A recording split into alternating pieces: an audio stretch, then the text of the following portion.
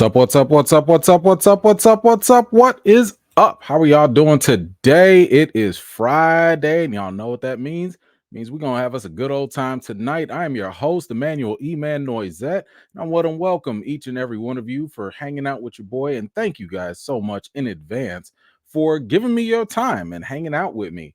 In case you're new, guess what? We are going to cover a lot of the news from the week. I am going to react to a bunch of different things that happened. We got a bunch of trailers that came out. I'm going to be talking about the Acolyte and I want to say Alien. Unfortunately, I couldn't get some of the other trailers because YouTube is going to shut down the channel, or close down the live if I do it for copyright reasons. So we're not going to react to those. But we also have a bunch of updates from behind the scenes stuff going on at Marvel. So we'll talk about that. I definitely got to give y'all my thoughts. We have to talk about X-Men 97. So we're gonna, at the end of this, we will be doing just a quick reaction, not a full breakdown of episodes 1 and 2 of X-Men 97. And then we got some other things. We got some updates, some new movies coming out, some new things to go through. So we'll go through all of that stuff. And shout out to those of y'all that are watching on the replay. I really, really appreciate y'all. You guys have really been showing up. And the support is ridiculous. So I want to thank you guys. Special shout out to Mambo Jazz, my man, be coming on the replays, hitting that thank you button and showing some love and support. Thank you, brother. I always appreciate it. Matter of fact, I got to give another quick thank you to, hold on one second. Guys, I want y'all all to come together and give a quick thank you to Low Key. Thank you so much for the $25 Cash App and for keeping the channel ad free, so we ain't got to be bothered with the ads. So thank you so much, Low Key, for your contribution, and shout out to everyone that supports this channel in any way, shape, or form. All right, so let's do some. Oh, before I go, in case you do want to participate, by the way, you can always leave your comments and stuff wherever you like, but the place to be is really on YouTube. So if you come on over to the YouTube channel, you too can be a part of the EFAM and have your comments be shown, or at least participate with others by just subscribing to the channel. It's free 99 now. I'm not charging you a dime. So all you got to do is subscribe and you too can be a part of the conversation. Let's see who was here early. I want to see who was here early and give y'all some quick shout outs just to show my appreciation. We got my man Ism. What is going on? Good to see you, boss. Thank you so much for being here. Wouldn't be alive without Ms. Harper. Thank you so much, man, for being here. Appreciate you. Mr. Mitchell, appreciate you as well. Thank you so much. We got the homie Zia Latrice back in action. Rabia, what is going on? You gonna catch a replay? All good. Thank you so much for being here either way. Didier, what is up, my man? How you doing? Latrice, good to see you. Shar, good to see you as well. Samantha, thank you so much for being here. Did I watch X-Men 96? Come on now. Did I watch? Of course. Come on now. Minister Crush, what's going on? Thank you so much for being here. 60 plus, thank you so much. Come on now. We got the superstar Low Key. Appreciate you so much for being here. Mama Jay is in the building. Good to see you as well. My man Jay, what is up, brother? Good to see you. Let's see. Gray, how you doing? Good to see you as well. Tasha, what is up? My man Nelson V is here. Thank you so much. At least listen. I know we give Nelson some grief, rightfully so. But if my man is watching X-Men 97, I'm gonna just say you can release a little bit of the pressure. Like this, I'm proud of you, Nelson. I'm proud of you. Yeah, at least are watching current stuff. So you still got your work to do now. Now we're not gonna forget. You still got Blade 1 and Blade 2 and the Raid 1 and the Raid 2. We're not going to forget, but at least you're watching some quality with X-Men 97. But we'll get to that later. So shout out to you for that. We got my website here. Come on through the movie blog. Y'all make sure y'all go give that a subscribe real quick. Great stuff coming out from there. And make sure you go follow our website as well, themovieblog.com. Shout out to them. Let's see. Treese is here. What is going on? Good to see you. T-Ville, how you doing? Thank you so much. My man Tane is here. Good to see you, brother. Eric, good to see you as well. Thank you so much. MC, how you doing? Thank you so much for being here. Who else we got? We got the homie Rhonda's back. Always a pleasure. My man Johnny Washington's here. Good to see you. Tasha, how you doing? Good to see you as well. Who else I saw? Let me see. Hold on. Sim, good to see you again. Thank you so much. My man Raymond is back. Callow, how you doing? Cal Payne, how you doing? Antoine, good to see you, brother. Let's see. My man Theo is back. Kristen, I see you as well. Corey, how you doing? What's going on, Dre? Thank you so much. Kiki West, the homie, good to see you. And shout out to everyone that has made it out tonight, guys. I really, really appreciate y'all. I'm gonna try to get through as many things as I can because we do have a lot to go through. But let's see. Oh my gosh, hold on, man. Is Minister Crush coming through? I was about to say the government name. Listen, if y'all don't want your government name said, let me know. Because if I can't tell, I would just be like, oh, John Doe, thank you. So just in case y'all don't want y'all government names out there, just let me know before, if you send a note or anything like that and any payments. But thank you so much to Minister Crush for the $50 Cash App. And once again, as he says, for ad-free is the way to be. Thank you guys so much. Again, y'all are the reason why we don't have no ads on here, because what for? If this is supported by y'all, listen, that's enough for me. So thank you so much. All right, let's see. Okay. I'm gonna try to get through some of these, and I might have to save some of these for a little later. But let's go through a couple of these real quick.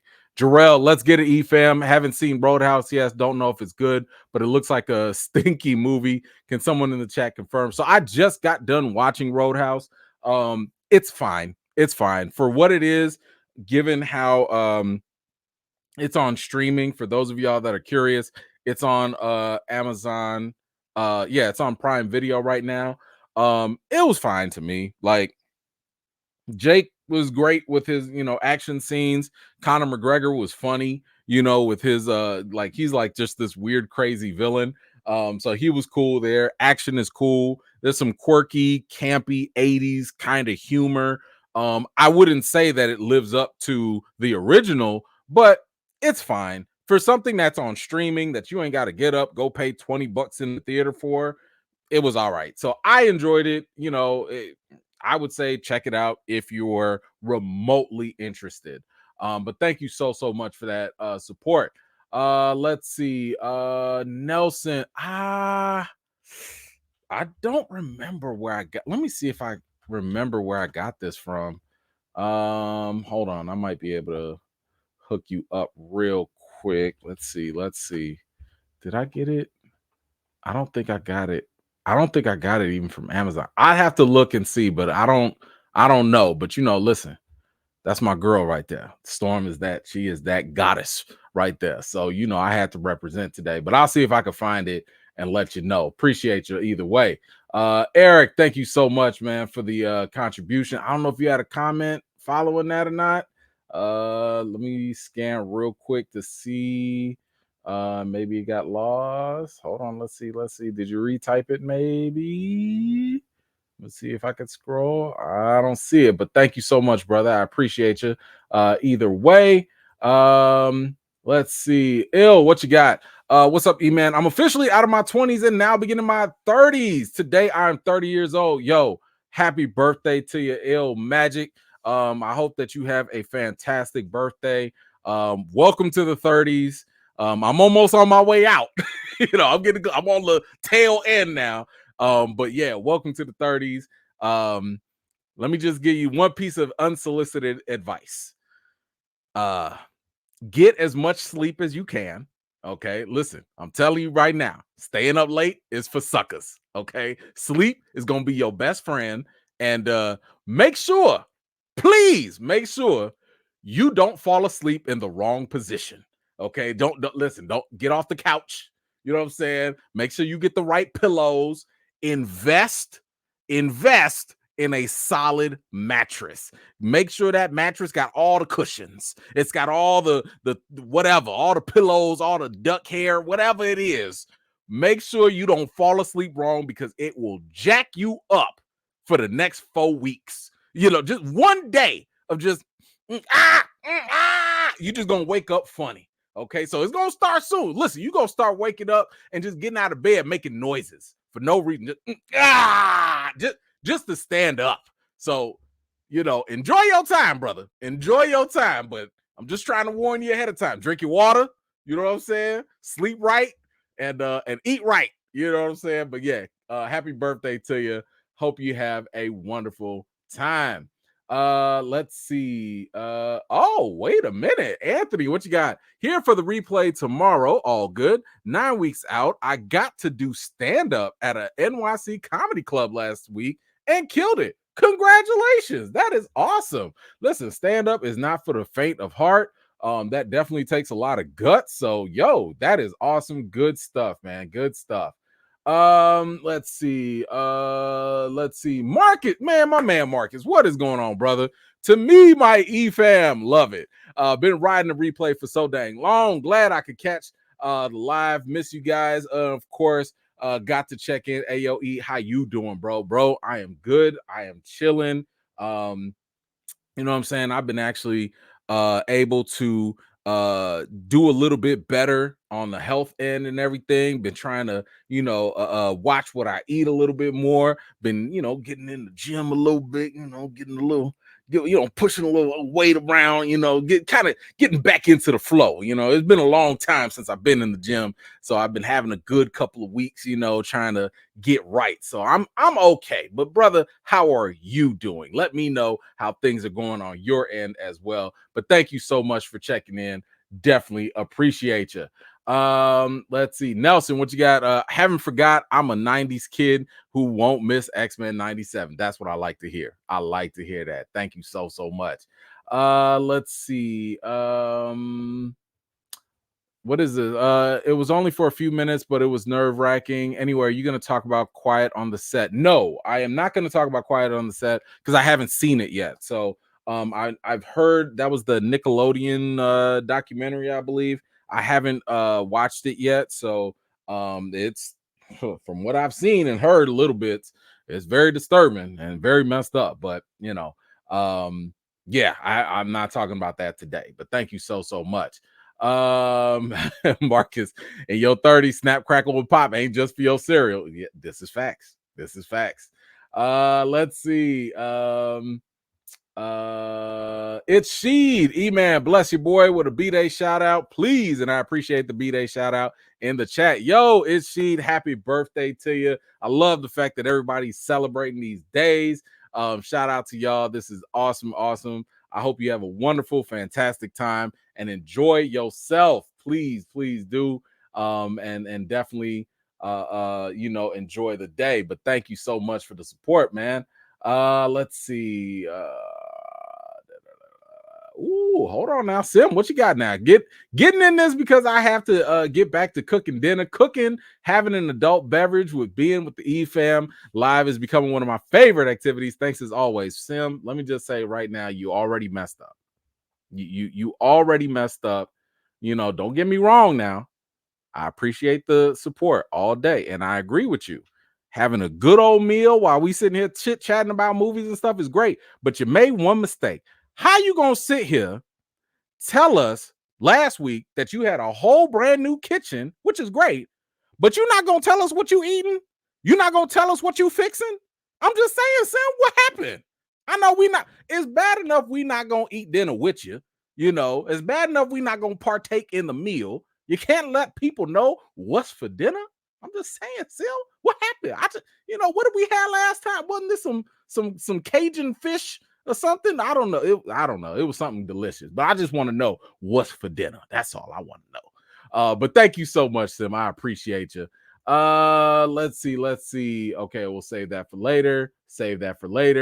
Okay, so I see the other ones. I will get to them. But we do have to get to them, and I'll save those. We'll save those for a little bit later on. So quickly, we've got some movie updates. Probably just some quick things that we will go through, nothing too major. Now, let's go. Apparently we're getting updates for us in the older generation, I guess. But we got another remake coming, and that is going to be from a classic favorite cartoon. At least like it's an old school cartoon. I don't even know. You might have to be over the age of 40 to really like this. But Popeye, yes, it looks like Popeye the Sailor Man is getting a live action film in development. And that is going to be coming sometime in the future. But it looks like that is currently in the works. And for those of y'all that remember, the last time we had a Popeye live action movie that was with late great Robin Williams, who I thought did a fantastic job with the movie. I can't tell you if that movie was good or not. I just remember seeing him in the role, and I was like, that's Popeye. Like he got it, because Robin Williams could do the imitation, he could get the like he could do all the stuff just perfectly. So I was sold right there. So my thing is like, who y'all finna get to play Popeye? Because if that person does not get the very specific mannerisms of Popeye and that classic voice, throw this away. Now here's the other question: is this gonna work? Is there still a demand for Popeye for a movie? Man, I hope this is gonna be a low budget thing, because I'm just saying, I don't know if there's a lot of. I mean, is there a lot of demand for this? Because this is old. This is a very old cartoon, and listen, maybe it's still cool for the executives that are running these studios or whatever, and maybe it's fond for them. But I'm like, if you're going to bring something back, at the very least, you should have had some stuff in the modern age to connect newer audiences.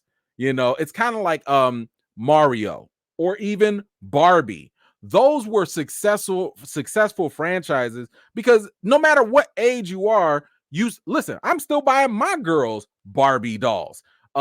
Kids today, whether you're an adult or a child, people are still playing Mario Kart or Mario games. So all that stuff, no matter how long it's been, it makes sense when you make a movie of it. But Popeye, man, I ain't seen a Popeye cartoon. I ain't seen a Popeye movie in years. The last thing that Popeye did that I cared about was come out with a chicken sandwich. Okay, that was the last Popeye anything related that I cared about. But I don't know. Maybe y'all feel a little differently. Do y'all like the idea of a Popeye movie? Is this something that you will be checking for? Whatever you think, let me know in the comments down below. Now, in addition to that, there is another remake that is coming out. And I will say that it has my attention. And I don't know about y'all. I never read the books or anything, but I did watch the movies for sure. And that is The Never Ending Story. The Never Ending Story. Y'all remember that, right? So The Never Ending Story is getting a new film series adaptation, and that will be coming to theaters at some point, or possibly streaming, not really sure which one. But they are looking to do a new series of this, and it looks like it's going to be multiple movies at that. So now, I'll be honest, listen, as an 80s baby, 90s kid, I watched The Never Ending Story, and I watched both parts. I think I like part one more than I like part two. To this day, I don't think I could tell you what the hell that movie was about. Okay. All I know is about a book, a kid getting read a bedtime story, imagination, and what was the dang it, what was the dragon called? What was his name? I forget his name. Y'all remember, y'all can put it in the comments. What was the dog dragon's name? But I remember when I saw him on the movie. What was it? Falcor. Thank you. Falcor scared the mess out of me. I was like, why is he so big? Why are his eyes so big? I know he wasn't meant to be scary, but I just had a certain fear of like, I'm not riding that. No, that dog at that little meat, that dog is too big. I'm not riding that thing. No, thank you. But then we went on, and then we saw.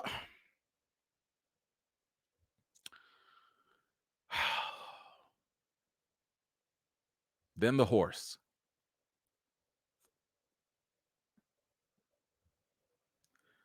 I don't I I don't think it was fair for them to do us like that with the horse. What was his name? A-Trax? R-Trax? Something like that? I you know, as a kid, I was sitting there watching, Care Bears and Ninja Turtles, and I was like, why can't y'all pull the horse out? Like, just pull the horse. Just pull the horse, man. Okay, we're not gonna go there. But yeah, that unnecessarily messed me up. I was not prepared for that as a kid. And then, the Nothing. When I tell you I used to watch that movie like this, that Nothing was scary. As a little kid, I was like, I'm not messing with that Nothing. I don't care what magical weapons this little kid got. That Nothing, I was like, you know what? That's a good boy. Stay right there. I'm just gonna leave. Princess will be all right. The prince, forget the princess. She will be all right. I'm gonna just go over there. I'm sorry to disturb your peace. You want to destroy everything? Oh well. I tried. But anyway, I used to really like the Never Ending Story. Again, even though I never knew as a kid what was really going on, I just kind of went with it anyway.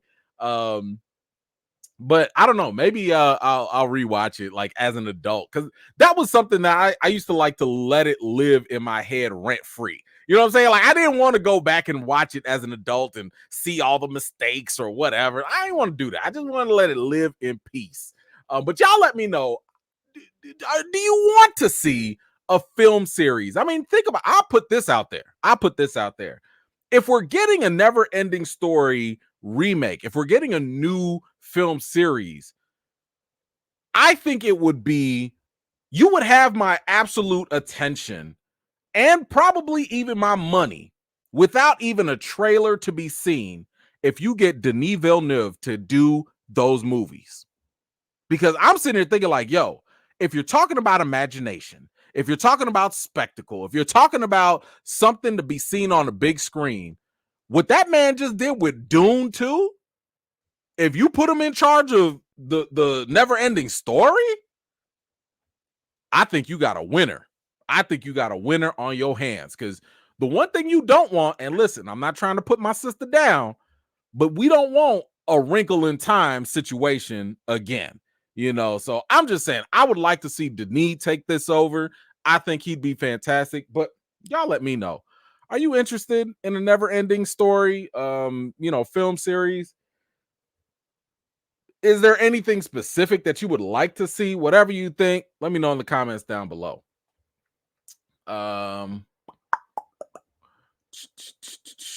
What you got here? Never Ending Story by Peter Jackson or Spielberg. That would be awesome.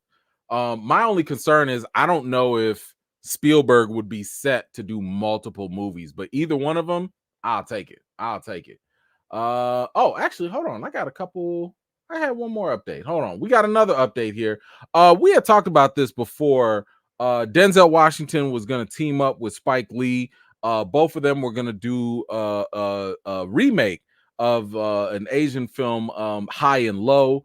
But now we just got an update that they're adding to this list, and it's looking pretty solid. Looks like Jeffrey Wright is going to be added to this list. This is Oscar nominated Jeffrey Wright joining this, and that only to me means that y'all are upgrading the quality of the film. You cannot put Jeffrey Wright in something and have that be a downgrade. It just can't happen. And for those of you that don't know, High and Low, that was the 1963 Japanese movie. It told of a shoe executive that was in the middle of a complex corporate takeover when his plans are derailed by the accidental kidnapping and ransom of his chauffeur's son instead of his own son. So I haven't seen the original, but like I said, you got Denzel, you got Spike Lee, you got Jeffrey Wright. I was sold already with Denzel and Spike Lee. But if you're throwing Jeffrey Wright in there, I like the sound of that. So you guys let me know, is this something that you're interested in? Does it sound like something you'll be checking out? Whatever you think, let me know in the comments down below. Let's see, Didier, what you got? I heard that they're getting the guys that made the Willy Wonka thing in Scotland, the movie. Ooh. Mm-mm. I don't that Willy Wonka experience. No, I hope not. That would just be a waste. Now you just wasting people's time. You wasting their time. Don't do that. I hope not. All right, let's move on. We have a new movie study that has been out. And they've been doing these studies for a while now. Now, of course, every study you got to take it with a grain of salt, because things change, people change. Ever since the pandemic, we've had, I would argue, a huge shift, a paradigm shift in viewing habits, in the way things are being distributed in theaters versus streaming, audiences and stuff. All that stuff has been changing one way or another. But we have a new study out now, and it's saying that there's surprising data that suggests the end of movie theaters is closer than expected. It says here 66% of American adults have chosen streaming platforms like Disney Plus and Netflix over movie houses. The survey also noted a significant shift in viewing habits. 30% of respondents said that they only watch movies in theaters several times a year, but they will likely stream the same movies up to 3 times a week. So, I've already said that, and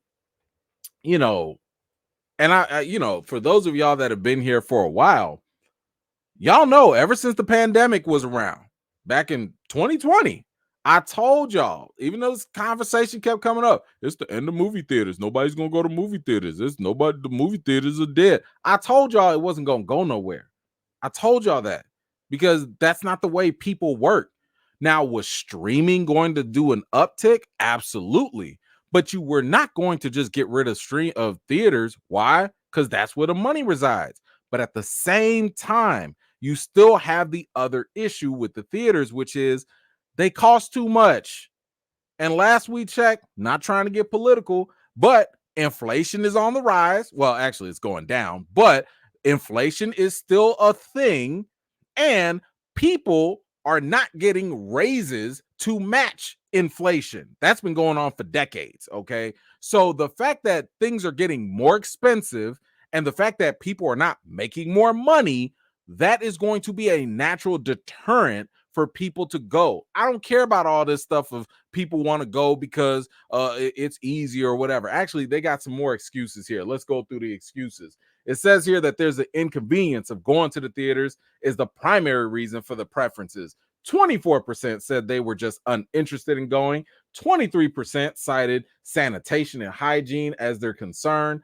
Audience distractions, travel inconveniences, film and seat selection, screening schedules, and inconvenient theater locations were also noted. I don't care about none of that because all those things were present before.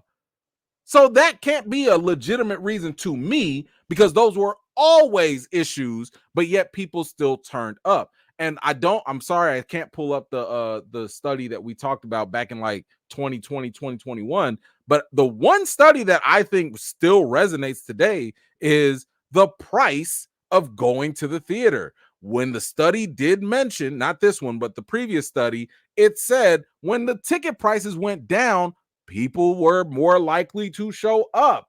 I still go to the theaters, and on $5 Tuesdays, that sucker is packed.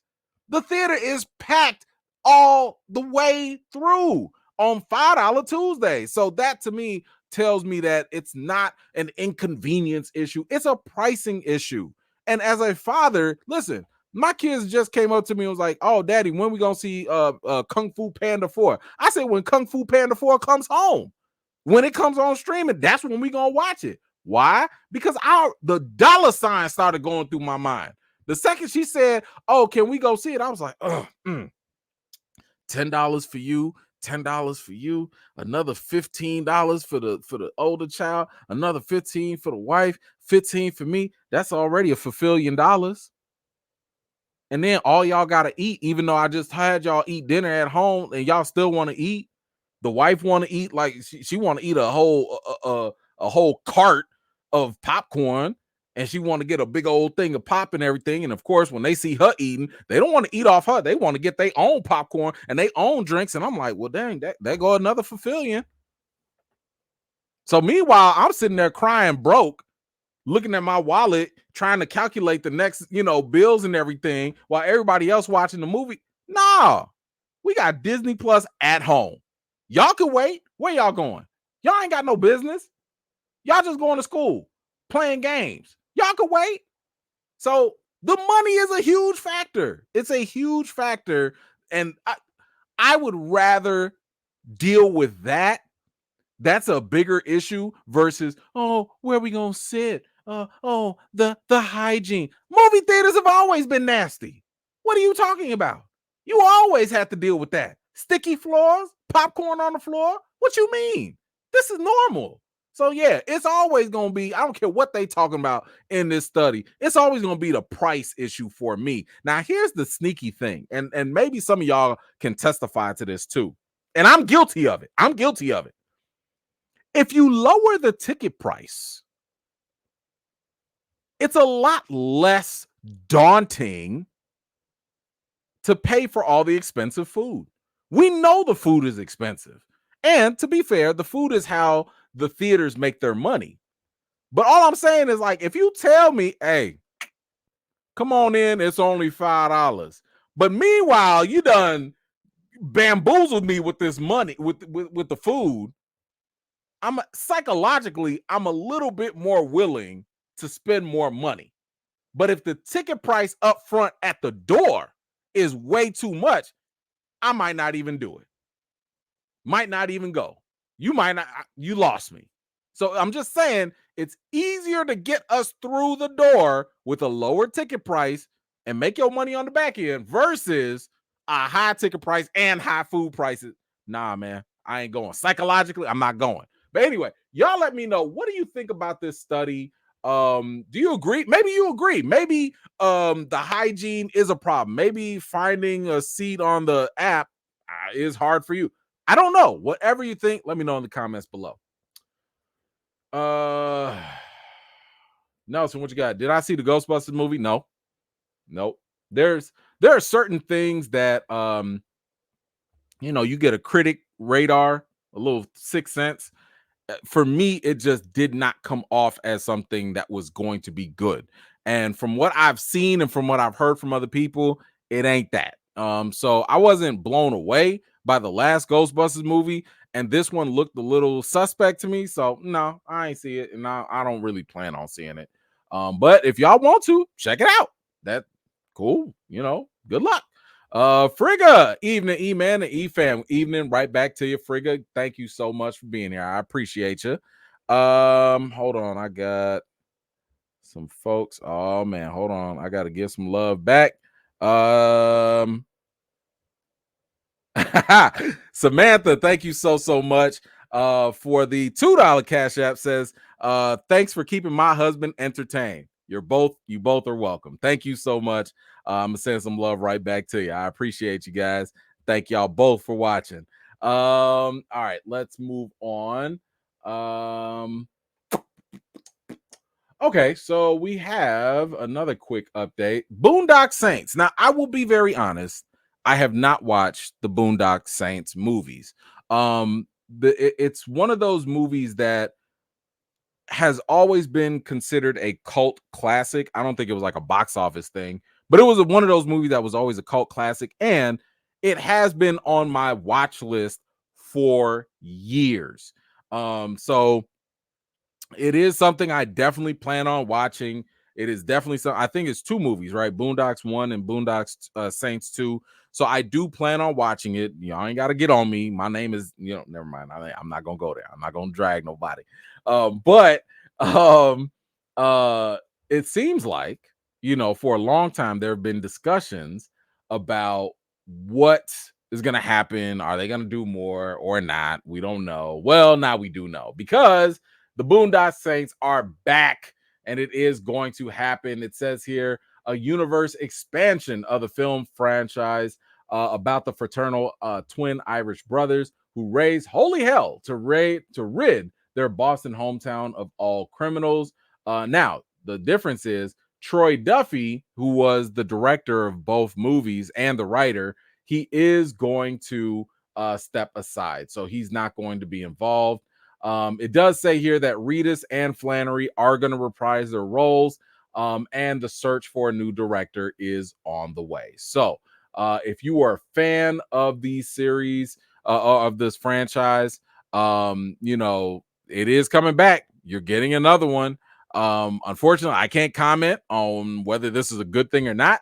But I would say that given how given how much people like the first and second one, I would think that it might be a little concerning not to have the director come back.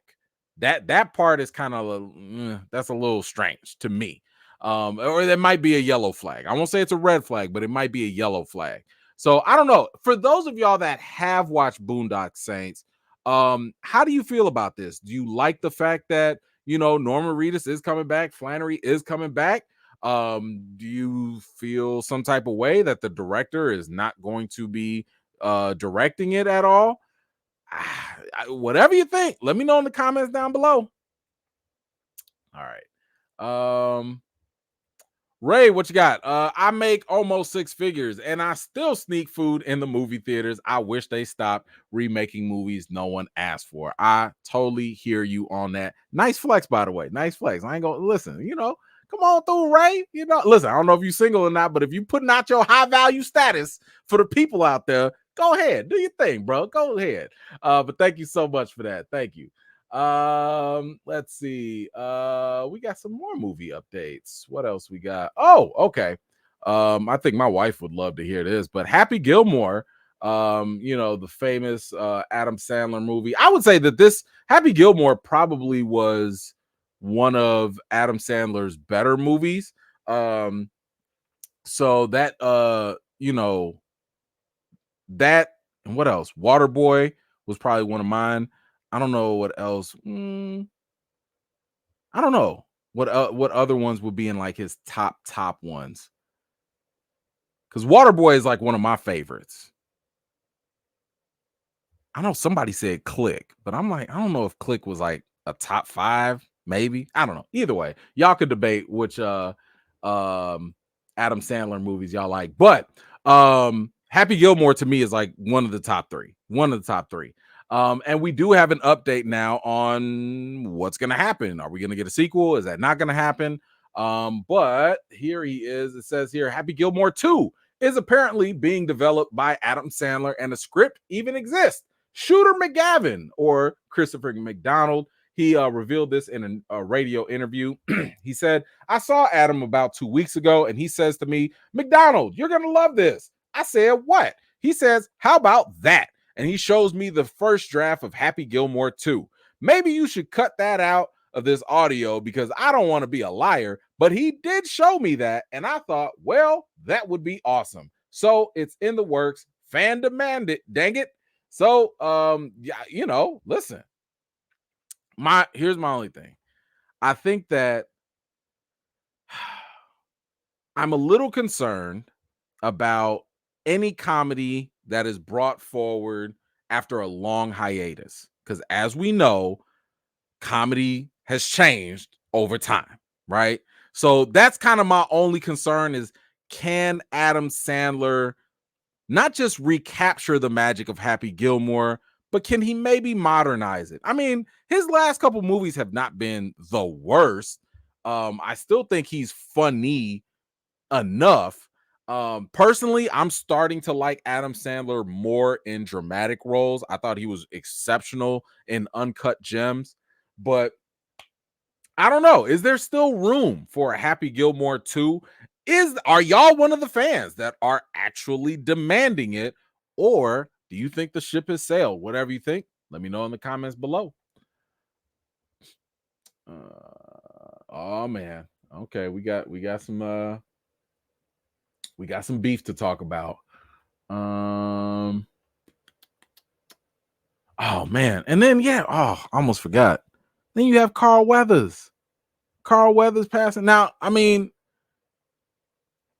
I would assume that they would probably put a nice little tribute in there, for his character, but ah, that's gonna kind of suck. That's gonna kind of suck. I don't know. But y'all let me know. What else do we got? Okay, we gotta talk about the MJ controversy. Now, we have talked about how there is going to be a Michael Jackson biopic that's in the works. Antoine Fuqua is going to direct. That is the Equalizer director, Training Day director. So we got a competent director. Jafar Jackson, who is Michael Jackson's nephew, looks like him. We've seen some of the pictures already. Looks like he's got the mannerisms and everything. My man can hit the dances. I think he also can sing. At least some people have told me that. So it sounds like we got a good Michael. We got a good director. We got Coleman Domingo. I'm sorry. Oscar nominated Coleman Domingo to come in and play Joe Jackson, and this is fresh off of coming from playing Mister in Color Purple. Then we got Nia Long playing Mama Jackson as well. Listen, I like everything I'm hearing about this so far, but somebody ain't with it. Somebody's already got some problems. Now this is not to say that a Michael Jackson biopic was not going to come with some level of controversy, because the question is, what angle are you going to take? And we don't know, right? Like, we've seen different documentaries take different approaches. Is this going to be a all encompassing from when he was a little kid to when he was an adult? Is this going to be just maybe focusing on certain aspects of his life? Like, we don't really know what it's going to do, but somebody got beef with this and they had something to say. So let's get to it here. It says here, the Leaving Neverland director Dan Reed is calling this biopic a complete whitewash. Whoa, no pun intended. Um, he said here that, and I believe he was able to read the script for it. He said it's an out and out attempt to completely rewrite the allegations and dismiss them out of hand, and contains complete lies. You never see him alone with any boys, when it is a matter of fact that he shared his bed with small children for many years. Okay. All right. So this is kind of tough, because as we all know, Michael Jackson absolutely had controversies. He had a lot of things. I mean, this man has been in trial. He's been in court and all that, over a lot of allegations. To my knowledge, I believe he was found innocent on those things. Now, of course, there's still people that believe he did inappropriate things. There's still people that believe that he was guilty of those things. A lot of this stuff was coming up when I was younger, so I didn't and it's not like we had the internet to really follow everything and every detail. The only thing I ever concluded was that Michael Jackson was weird. That was it. That fantastic, one of the greatest performers of all time, but the man was weird. He had a traumatic childhood, was under the lens, couldn't live a normal life. So it never surprised me that he had weird tendencies, or that he was not going to always fall into certain social norms. I get it. But the Leaving Neverland, and I don't even think I didn't see the Leaving Neverland documentary or whatever, but I do recall it was like heavily based off of all of the allegations against Michael Jackson. And if you think about it, this biopic, I believe one of the executive producers is the Michael Jackson estate. So his family is behind this, so like, are they all lies, or is it just their truth. Now I know sometimes that gets a little tricky when people are like, live your truth, and it's your truth. Sometimes truths can conflict, right? Because your truth might not actually be the truth, but I don't know. I don't know. But I think that this is where, we also have to remember the responsibility of some biopics and the responsibility is us as the viewer. The responsibility of a biopic is to give a certain perspective. Just like Leaving Neverland was like, yo, this is going to be probably a more negative look at MJ. This Michael biopic probably wants to give a more positive one. I think both can coexist. And I think that if as the viewer, we just have to realize every biopic is not going to tell the entire story with 100% accuracy. There's always going to be some level of bias in any type of documentary or a biopic that we see, so it's like, listen to me, I'm like, look, let everybody cook, let them all rock, let them all do their thing, and then let audiences, because most of us were alive or we all witness a lot of this stuff, let us just determine it when it comes out. Now, um I think that this film I don't think that this film is going to completely ignore the stuff, because it was a huge part of Michael Jackson's like reputation. Yes, he was a global cultural icon, but at the same time, this was part of his story. So I don't really know how this movie could escape it. It sounds like from what he's saying that they just didn't address that specific element of him being in bed with little kids or whatever.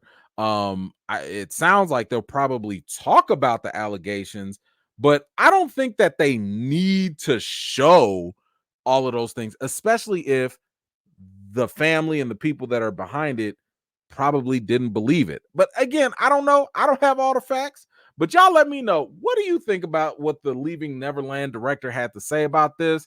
Do you think that they need to show those type of things?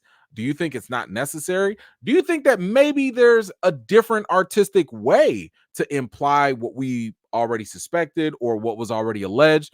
I don't know, but whatever you think, let me know in the comments down below. Uh, Raymond, what you got here? The director of the Leaving Neverland documentary can't be trusted. He even said that he knew that the stories weren't consistent, had major errors, and still made the doc. I don't trust him. See, but this is what I'm talking about. Nobody told the Leaving Neverland documentary, director, not to tell his side of the story. He was free to make his movie however he wanted. And guess what? We, the audience, were free to sit there and be like, okay, we either accept that and believe it, or nah, that's cap. So, to me, I'm like, let these things go. Let them go. So, yeah, if you don't trust them or whatever, that's perfectly within your right. I think that's fair. But thank you so much for that. Appreciate you. Um, hmm. Boy, we got a fun little theme going on. Looks like we got another director. Good old legacies.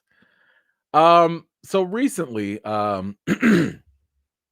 there was a trailer that released. We were not able to watch it because of the whole copyright situation, but the Crow has been released, and I watched the trailer. It was alright. I already told y'all my man wasn't pale enough. He wasn't white enough in his skin color. I'm saying, if you're gonna play the Crow, at least you got to be nice and pale white. They just put some makeup on him or whatever. And yeah, it was all right. But anyway, some people got in their feelings about it. Some people were thinking about this whole remake, and it's not sitting too well with them, And y'all let me know if you have any feelings about The Crow or not, because it's supposedly a beloved franchise, a cult classic. But some people are feeling some type of way about the fact that it's actually being remade. And this is coming from Alex Proyas, I think his name is, who directed the original version of The Crow in 94. And he's not a fan of the idea of remaking the film. He said here, I really don't get any joy from seeing negativity about any fellow filmmaker's work.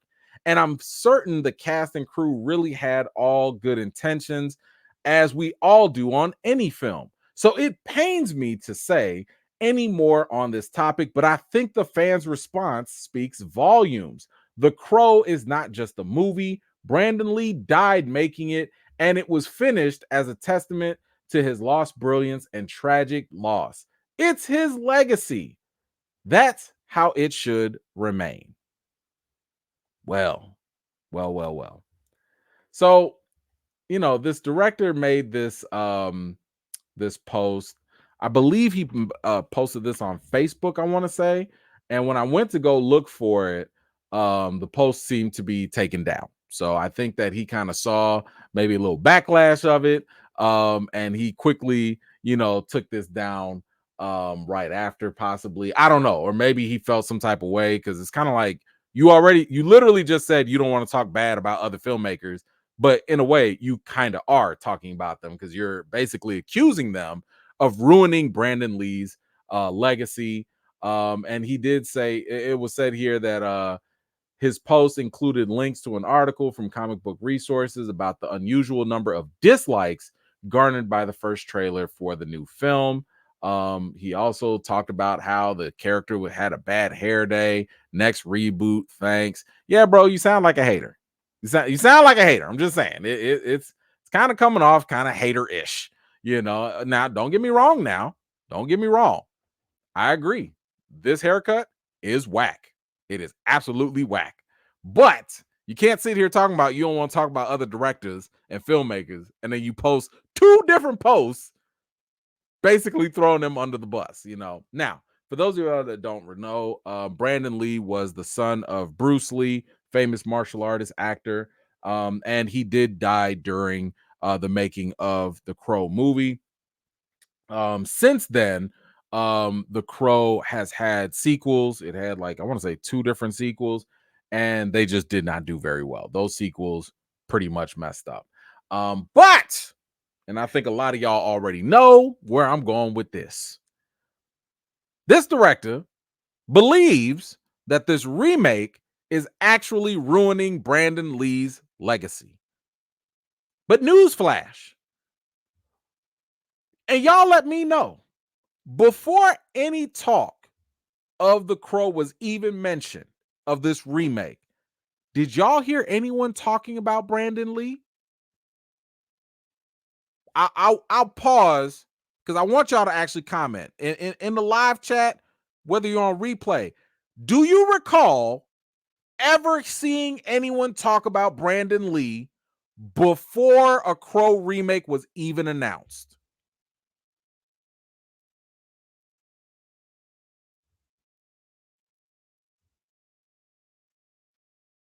I don't. And I don't recall a lot of people even knowing who Brandon Lee was, especially for a new generation. Why is that? Because there was no remakes. There were no recasts. I've already told you guys, it is a complete myth. And this director is absolutely wrong to believe that by remaking something, it will have a negative impact on the previous actor. No, it won't. Because I remember when, and this is pre-internet days, I remember when those sequels for The Crow came out and they were terrible. People were like, man, we miss Brandon Lee. Man, Brandon was so great in that other in the original movie. It does not matter if the next movie is bad.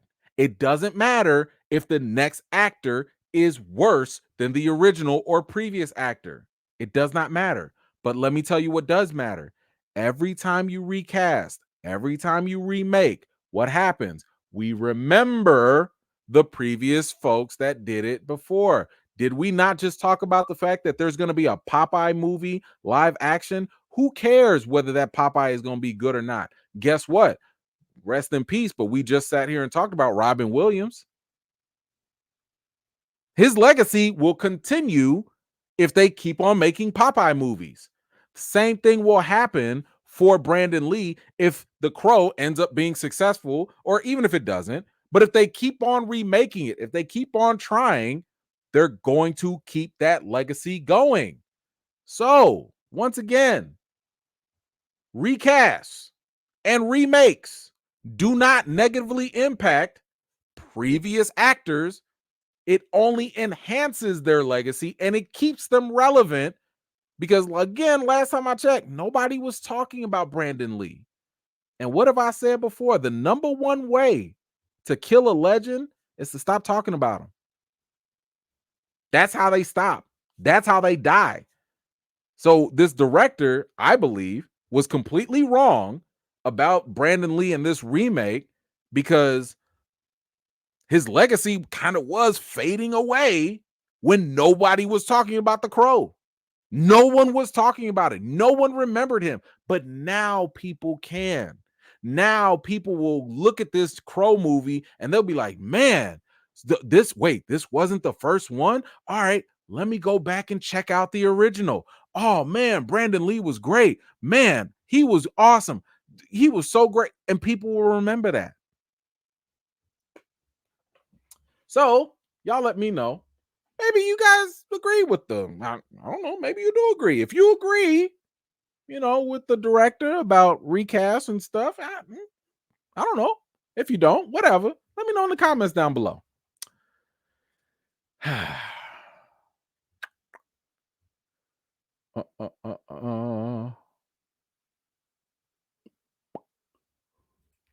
Oh, excuse me. J Dot, what you got? Is this the same Dan Reed that won an Emmy for pedo fiction? Respectfully disagree, man. Everybody don't deserve to cook that 4 hours of anecdotes. Got debunked 5 ways from Sunday. Okay. Listen, that my thing is this though. Like I said, I don't have a problem with you doing something and then leaving it up for being criticized. Now I don't know if it was Emmy worthy. Again, I didn't see it. I didn't watch it. But the fact that it's been debunked, I think is helpful if that is what happened. So yeah, like I put your work out there. Let it get praised or let it get, criticized. Either way, that's the approach I'm taking with it, Now if it's hateful and if it is flat out wrong from the very beginning, okay, fine. That's a different story. But I don't know if people knew going in that whatever got debunked or was false or not. I think that's more hindsight talking. Because if we had known that whatever subjects or whoever people they were talking about were not credible from the jump, then I don't even think that movie would have even been made. But I don't think it's fair to say that it's not fair to give them a shot only because we just learned about it after that it was false. I think it's better if we know it's false ahead of time and then not give them a shot, if that makes sense. But thank you so much, Jay. I appreciate you. All good. Thank you so much. All right. Let's keep this energy. Let's keep this energy, guys. Jake Gyllenhaal has got a new movie out called Roundhouse. It is a remake of the previous movie from 1980s of played by Patrick Swayze. Keeping his legacy alive. And I liked the movie, thought it was cool. But during a press run, Jake was asked a question that I think a lot of people have been wondering, because I personally think that Jake Gyllenhaal is an underrated and fantastic actor. I think that this guy, when you really watch his movies, he puts it on the line and he is just amazing. I mean, Nightcrawler showed me this guy's range. If you haven't seen Nightcrawler, you could watch that and be like, oh, so he can have that Heath Ledger Joker energy, right? Like he can do that. If you've seen Prisoners, he's fantastic in Prisoners, and that was just a great movie. But Jake Gyllenhaal is a fantastic actor, and he can do the physical stuff. Obviously, in Roundhouse, he can do the physical stuff. And then Southpaw, I really thought he was great in Southpaw. Southpaw, the movie wasn't that great, but he was really great in it. The guy keeps himself in shape. We saw him in Spider-Man Far From Home as Mysterio. I really enjoyed his performance there. But this kind of lends the question of like, yo, would you want to do something else, maybe in the superhero genre? Now, it was made known in the past that he actually auditioned, and I believe he lost to Christian Bale for Nolan's Batman. So, in a recent interview, he was asked, yo, would you want to play Batman? Because keep in mind, James Gunn does have a new, fresh DCU coming out, and he is doing Batman Brave and the Bold. And listen, personally, I would love to see Jake Gyllenhaal take on the role of Batman, especially one that's a little bit older, not old like the Zack Snyder old Batman, but like one that's old enough to have a kid. I think he would crush it. I've even been on record to say, I still believe that Jake Gyllenhaal would probably have been a better Batman and Bruce Wayne than Christian Bale was. Again, you got to watch his filmography to really understand where I'm coming from with that. And that's not a knock against Christian Bale. I think he's a fantastic actor, but I think that if I had to pick between the two, I think Jake would have given us something a little bit more iconic. But that's another conversation. But the question is, yo, would he be down to do this? Because then again, there is that mysterious, thought out there, or this idea that if you take on a previous actor's role, that will discredit them, the previous actor, that will dishonor them, that will ruin their legacy, and don't nobody want to touch other actors' roles, right? Well, Jake did comment on that specifically. So he was asked about if he's still interested in playing Batman, and Gyllenhaal said, "Oh man, that's a classic role. It's an honor."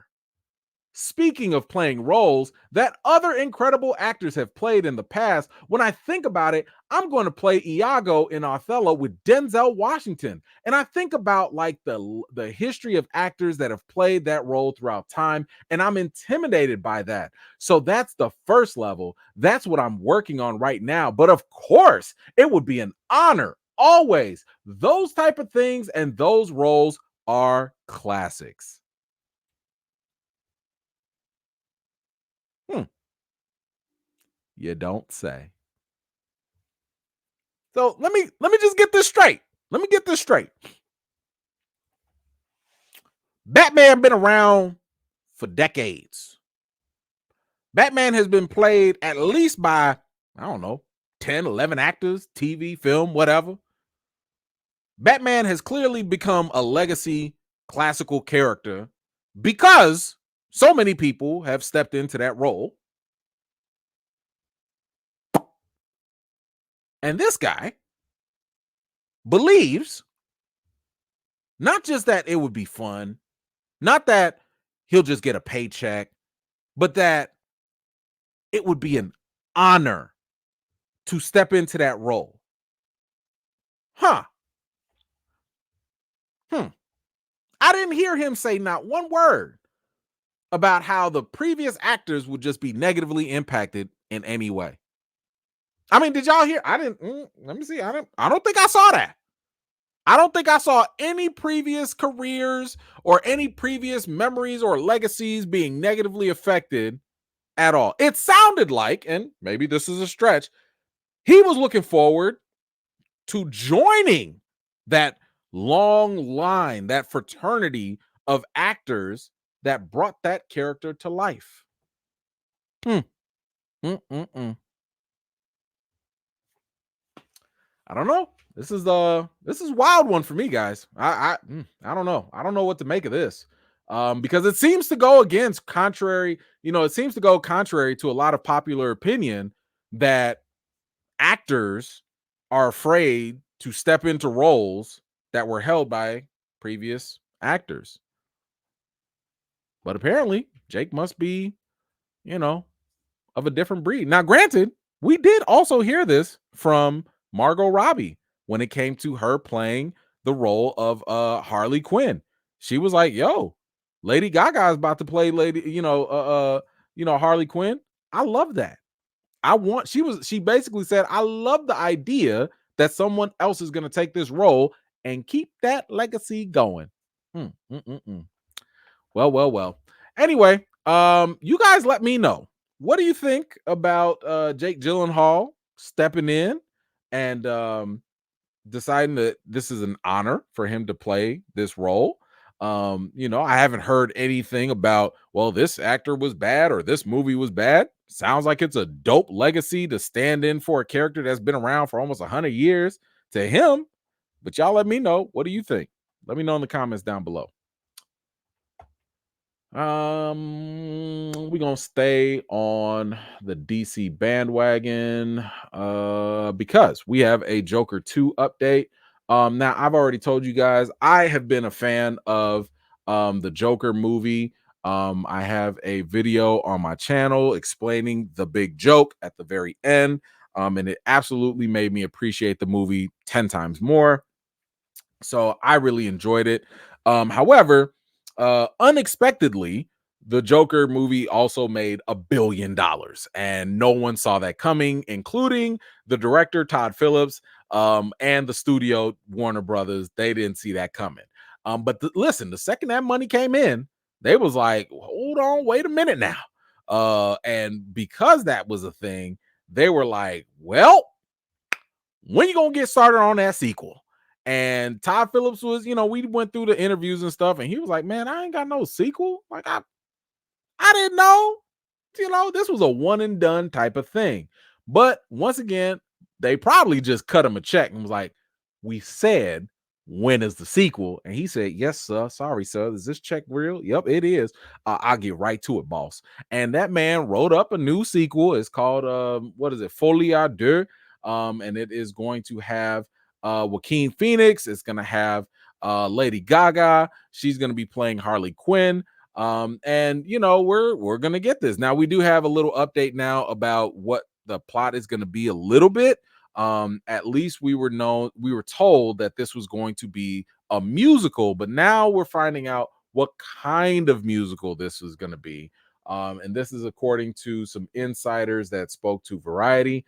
It says here that they tell Variety the movie leans heavily towards being mostly a jukebox musical, as it integrates at least 15 reinterpretations of very well-known songs. One is said to be That's Entertainment from the 1953 musical The Bandwagon.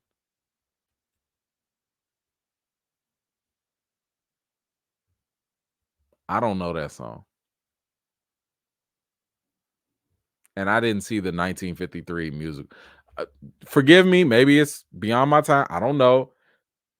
Do y'all know that song? That's Entertainment from the musical? I mean, some of y'all smarter than me. Some of y'all know. Is that like a popular song? Like, I'm sitting there, they said like, oh, it's gonna be popular songs, very well known songs. Like I thought y'all was gonna go a little bit more modern. 53? I don't even think my parents were born at that point. Like, how well known to who? I'm Shoot, I thought y'all was gonna put some Lady Gaga songs on there, or something at least. Maybe can we get some Beyonce? A little bit, This ain't Arkham. Just I don't know, put a little country twang in there or something. I don't know. Okay, I don't know. But yeah, I mean, listen, they just said it was popular. If it's something that y'all know, please let me know. If that's something. Oh, it says it was associated with Judy Garland. Judy is beyond. That's beyond my time. That's beyond my time.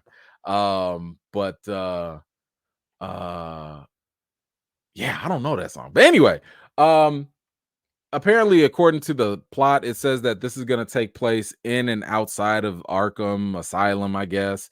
So it is that's interesting. I cannot be honest with you. I'm not going to sit here and tell you that this is all that enticing to me. I've already thought that it was um uh I guess I don't want to say a red flag, but it was kind of a yellow flag that the director didn't have this already planned out. That kind of bothers me. If the money was the motivator, I'm like, is the artistic creativity going to be there? Because now this might feel like just a money grab and not in a good way. But I don't know. You guys let me know. What do you think about this whole jukebox musical? I'm assuming that means that they're just gonna do a lot of cover songs or something. Um, I don't know. That might be hit or miss, depending. But y'all let me know. Does this make you want to see Joker 2 a little bit more? Does it make you a little more apprehensive? Whatever you think, let me know in the comments. Um, JN. Thank you so much. Jake Gyllenhaal plays weird characters too well, but he could be a great Batman. He played a good Mysterio in Spider-Man. I agree.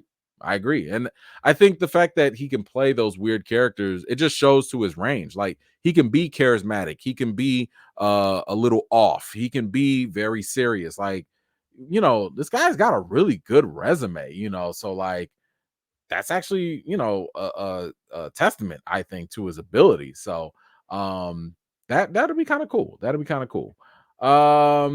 Let's see.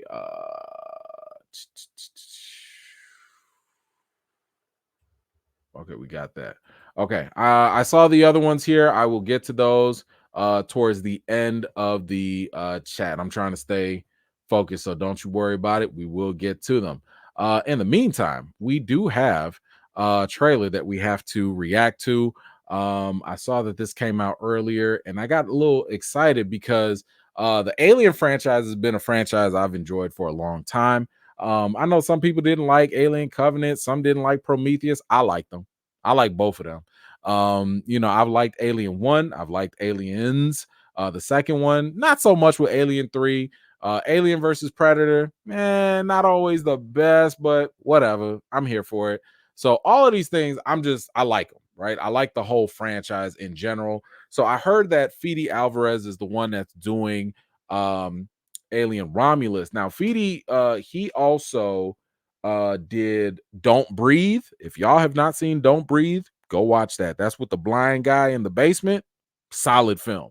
And he also did the newer version of Evil Dead. And I like that. I was like, yo, we're not doing all that campy humor. It's just straight up horror, blood, violence. Let's go. So when I heard that Fede was doing an alien movie, I was definitely sitting here like, okay, let's see what you got.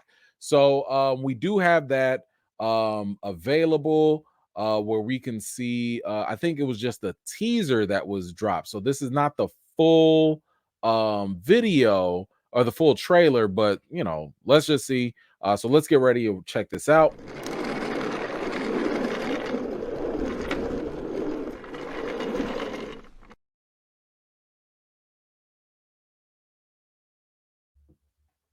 All right, let's see. I think I got it right here. There we go. Okay. So this is the teaser trailer for Alien Romulus. Let's see what it's all about.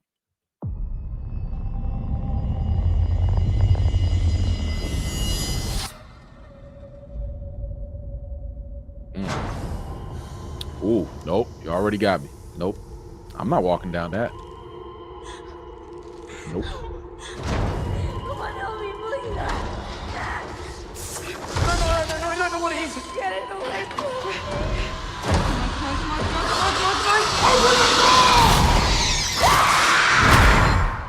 Oh. Oh! Whoa!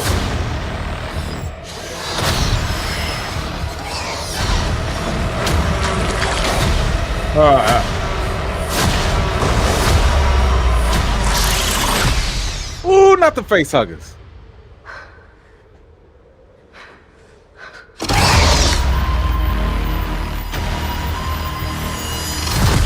Oh, that's it? Hold on. That's it. Yo, that was like 2 seconds. Yo, I gotta watch that again. Hold on. I gotta watch that again. Wow. Okay. Wait. Wow. Hold on. I love this hallway scene because just this, like right now, I'm already thinking to myself, hell no. Hell no, I'm not walking down this. Leave me in my cubicle somewhere else. No, no. No, what is it? Get it away from me.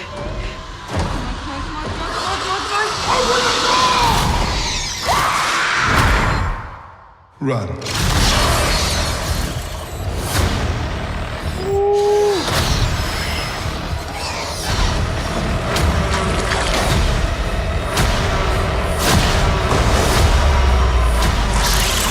Oh my God.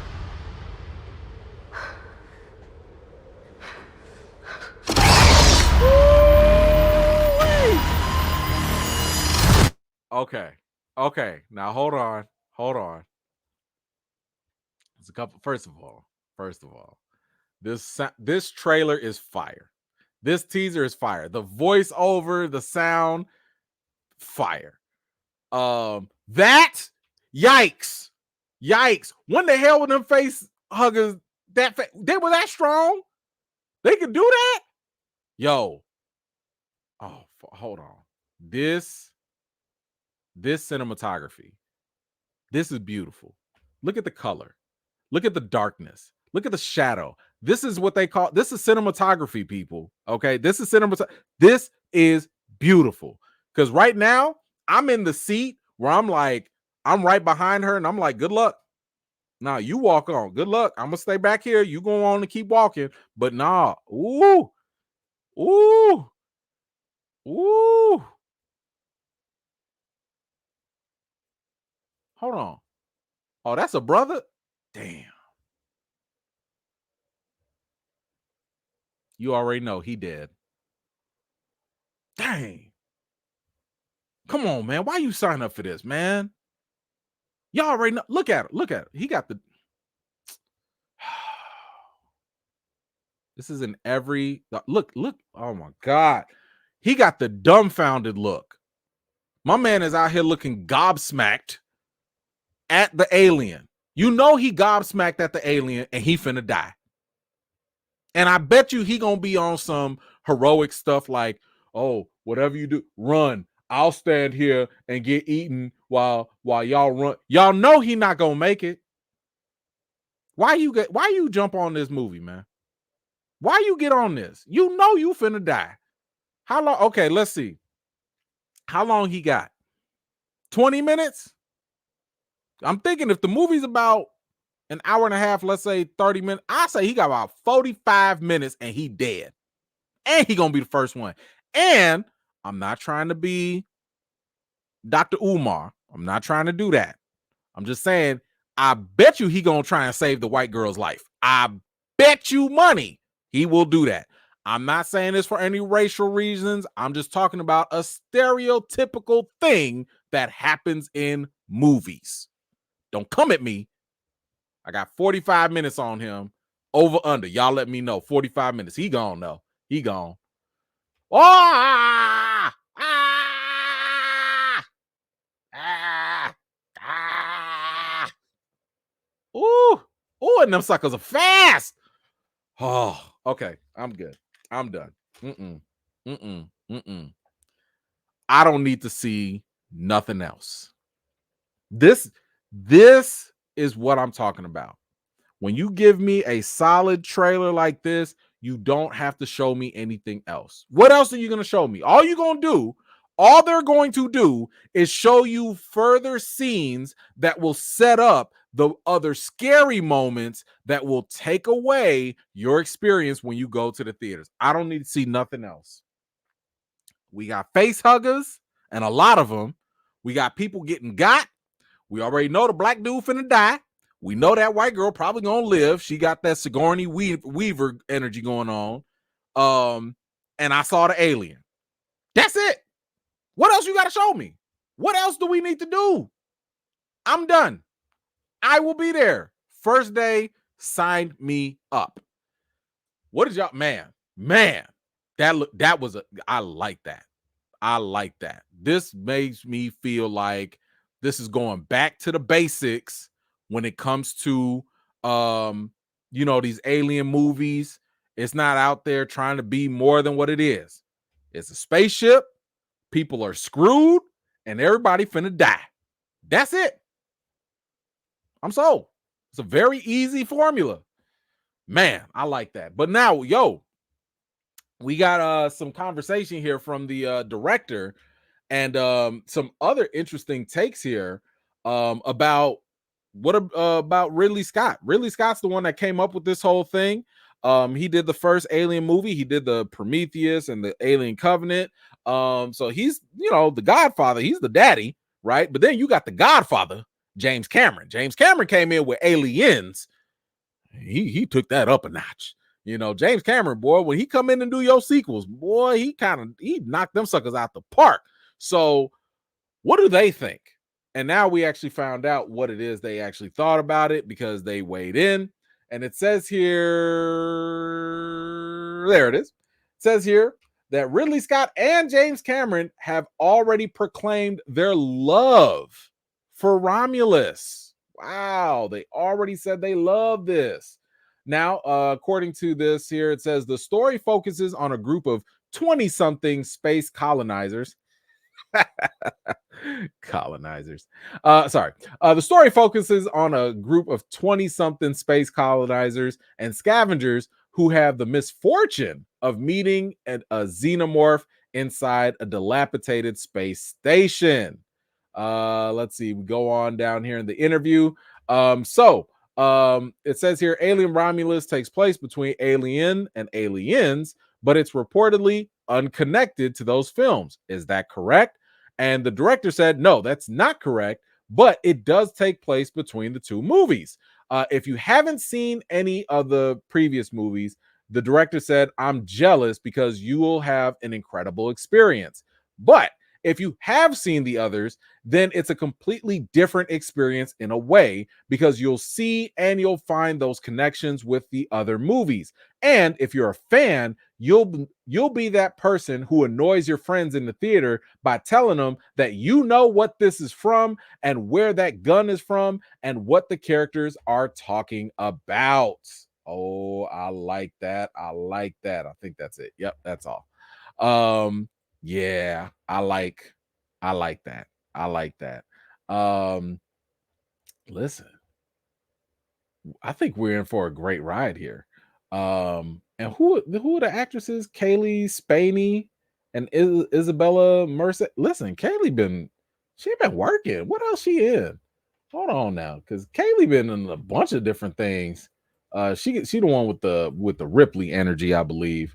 What else was she in that we seen her in? Because I know she was in Pacific Rim. Oh, she's about to be in Civil War coming up. Pricilla. Yeah, she was in Pricilla. She was in the Bad Times at El Royale. Listen. This I was about to call her a little girl. She's 25 years old. She look young though. Here she is right here. Hey, she is working. She is working. Good for her. Good for her. Listen, I'm ready for this. And if the original guys come in and both kind of give their okay on it, that's fine by me.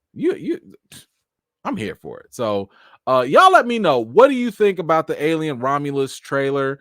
Are you feeling it? Are you not feeling it? Are you a scary pants and maybe you just don't even want to watch it at all? Whatever you think, let me know your thoughts in the comments below.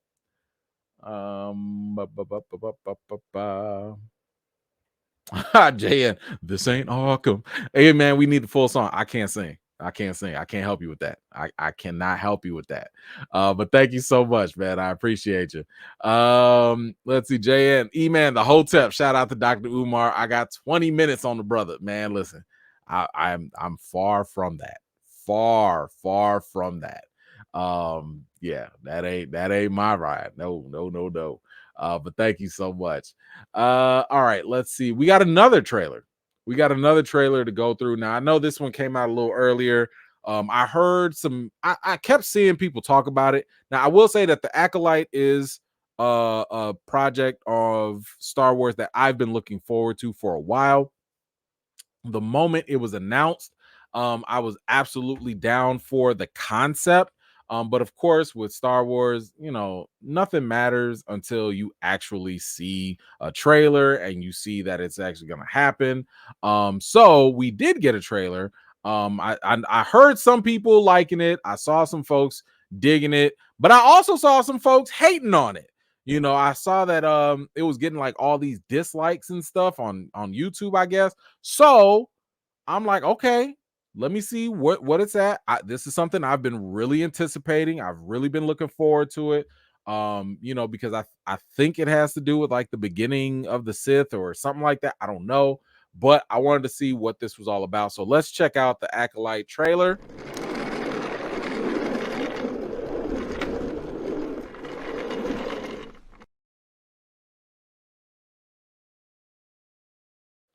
All right, let's get this up here. All right. And I want to say this is a prequel or whatever. So let's kind of go through. Someone is killing Jedi. It doesn't make sense. Got Gilmore. What happened? I sensed darkness.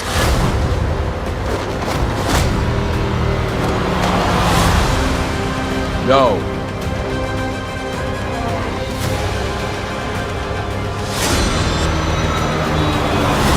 This isn't about good or bad. This is about power and who is allowed to use it. What is that?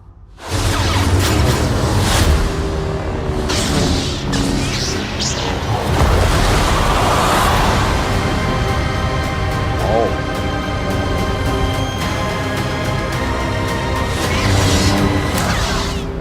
Let's go. Let's go. Let's go. Let's go. I'm ready. Yes. Yes. I'm here for this. I'm here for this. Let's kind of go through this one more time. Let's go through. Let's listen. I like this. I like this. Let's go through it one more time. Oh, wait a minute.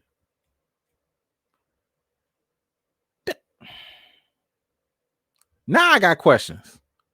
Where the hell all these black Jedi kids come from? Where were they at? Because all I seen was Mace Windu.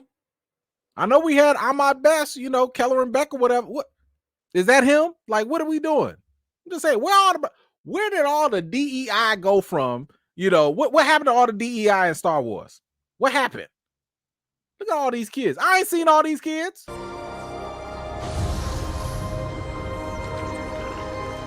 Life.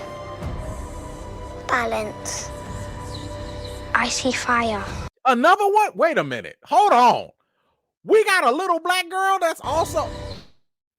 Yo, where is she? Where is she? Where is she? Where is he? Where is she? Where are these kids at? How long ago did this happen? This some BS. This some BS. I don't like it.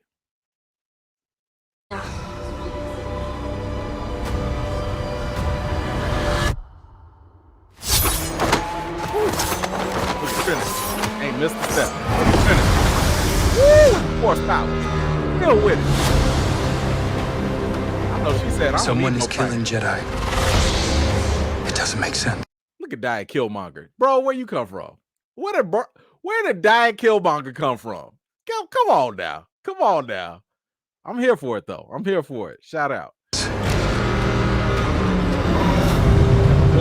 What happened? I sensed darkness. Come on. Listen.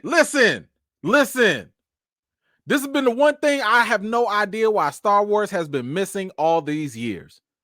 Why the hell have we not gotten ninjas and lightsabers? This is the easy. Put this on. Why have we not gotten ninjas and lightsabers in Star Wars all these years? That is literally the easiest thing. See, Star Wars clearly has been colonized because all we've been getting is just all this fancy little sword work and stuff. You mean to tell me that ninjas and martial arts ain't gonna make this any better? This is exactly what I want to see. This is amazing. Oh my God. Didn't I tell y'all, if you want to make anything better, just sprinkle in some ninjas. Just sprinkle put a little sprinkle of ninja in there. That's all that's needed. I'm already sold because of that. Already. Come on now.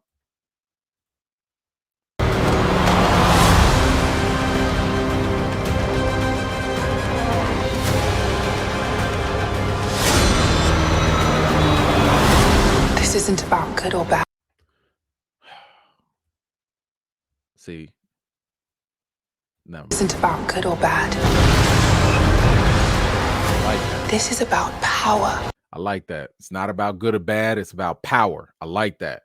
Because that to me, just right there, lets me know that this is not going to be clear cut. It's going to be some, stuff that we're going to have to figure out. I like that. And look at Amanda.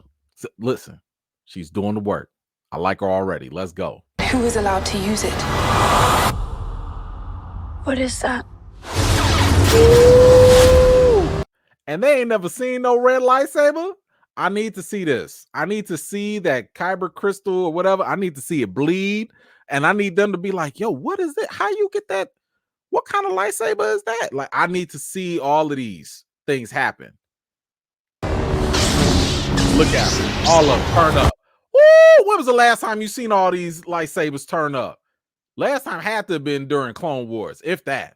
Ooh, and they got blown away by some red smoke. Who got that kind of power? Listen. I'm set. I'm ready. Let's go. That right there, and it's gonna be a series. That's all I need to see. Now, I'm gonna just say this because I've seen some people online. I'm not gonna name no names. I've seen some people say, I don't know what this trailer's all about. All I saw was lightsabers and the Force. That's what Star Wars was always about. I'm not here for all this little pretentious Star Wars gatekeeping. Listen, if you like, Andor, go watch Andor again. Ain't nobody stopping you. Some people, it did not appeal to.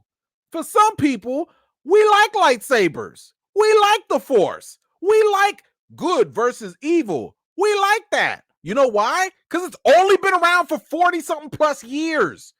And guess what? It has not proven to be a bad thing. So it's not bad, and it's not a problem if a franchise decides to tap back into what literally made the whole thing popular to begin with. So at the end of the day, if you're going to water this down and only give me freaking lightsabers, and first of all, shut up. Whoever thought that, shut up. I want lightsabers. I want the Force, and you gonna give me ninjas? If you want my money, just say so, because it's coming. You can have the account number. This is all I've ever wanted. Now, I also want a couple more, a little bit more diversity. Listen, I still need to know what the hell happened to the DEI in Star Wars. What happened?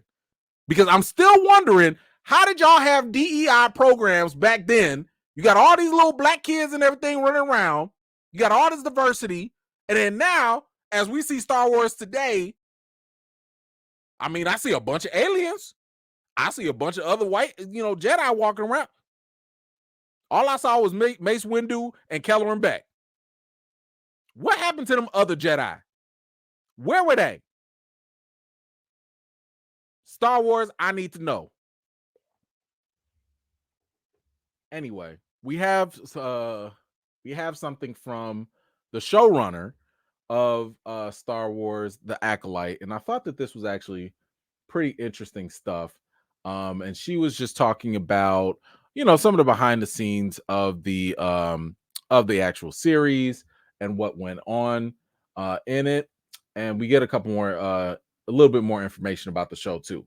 So she says here, this is from Headland, I believe her name is. She says, we were obviously influenced by samurai films and wuxia films, but also films like Rashomon where you see one story and then you see it done a different way. So what separates the Acolyte from some of the other Star Wars series is that it's told in that particular way.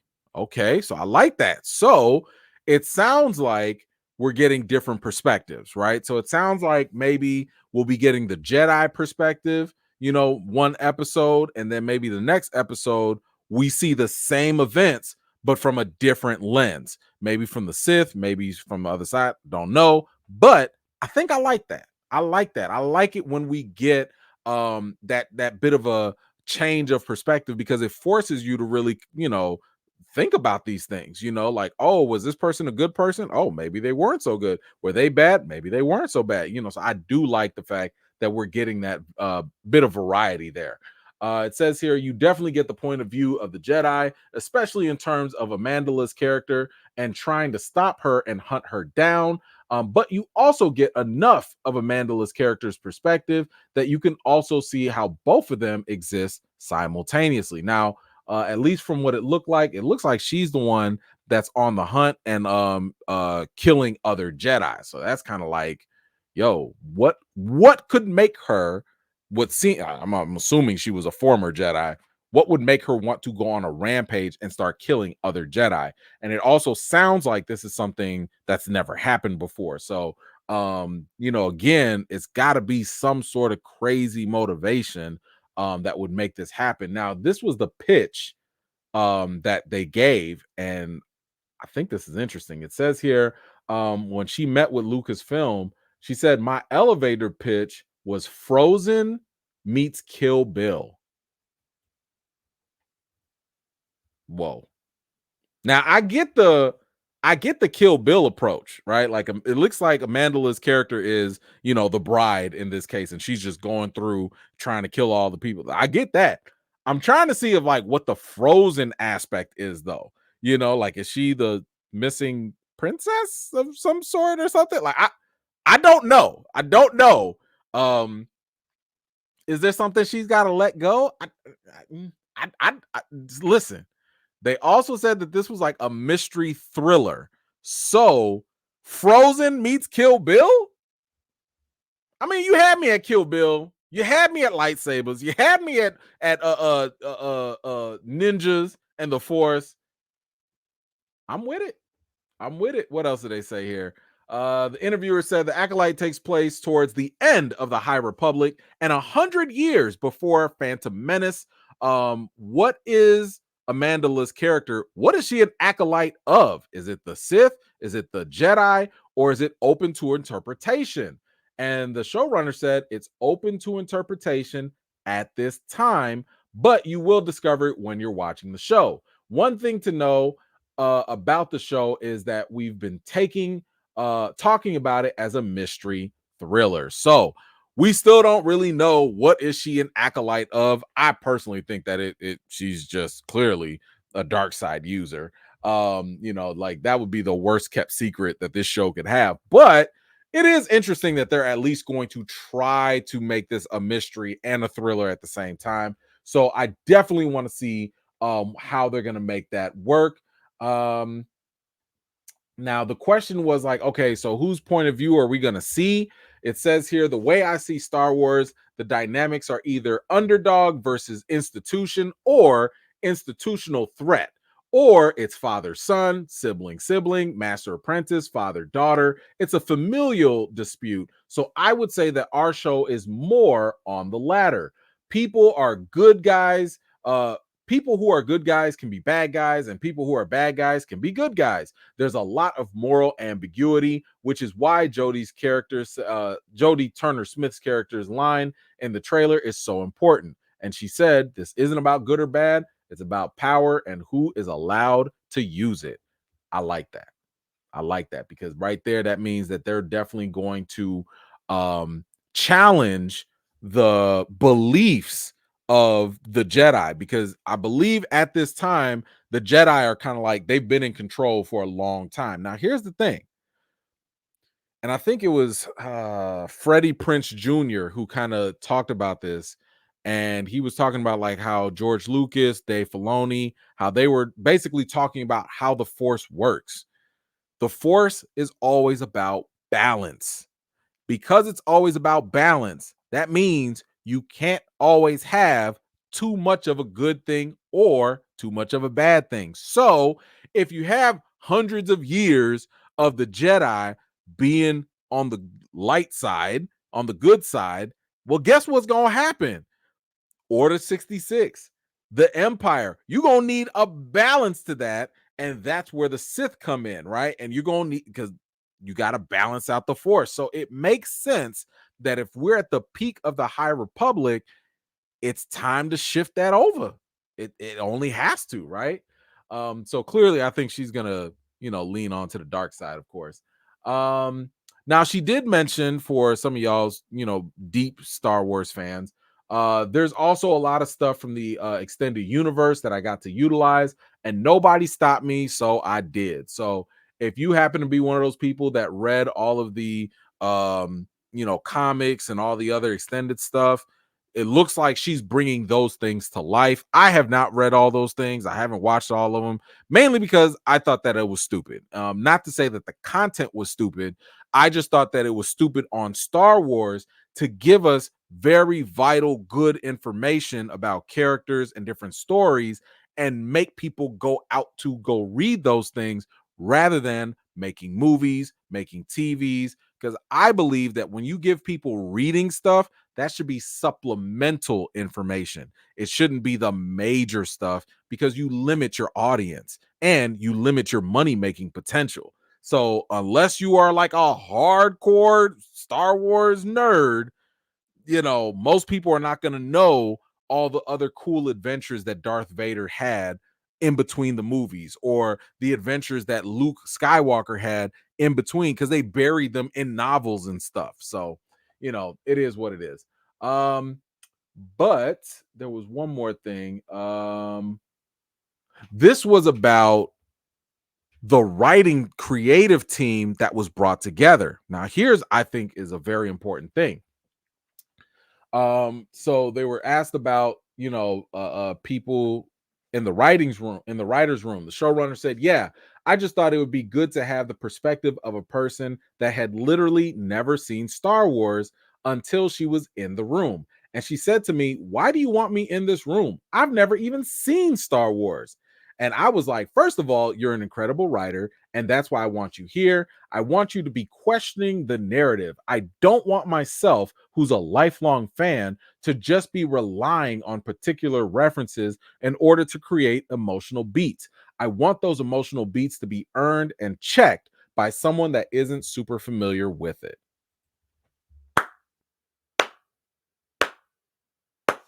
Balance. I love it. I love it.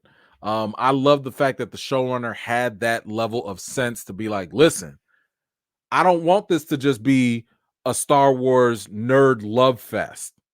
I want it to also make sense for people that maybe didn't know anything about Star Wars. Now, later on in the article, that writer that she was talking about was like, what? Luke and Leia are sisters and brother? Like, she didn't know anything. But the fact that it makes sense to have that one person. Now, I'm not saying it needs to be, all people that don't know the source material, or just, a couple people. Like, I like the idea that, yes, maybe the majority of people should be in the room that know the content, because Star Wars is a pretty familiar and well-loved franchise.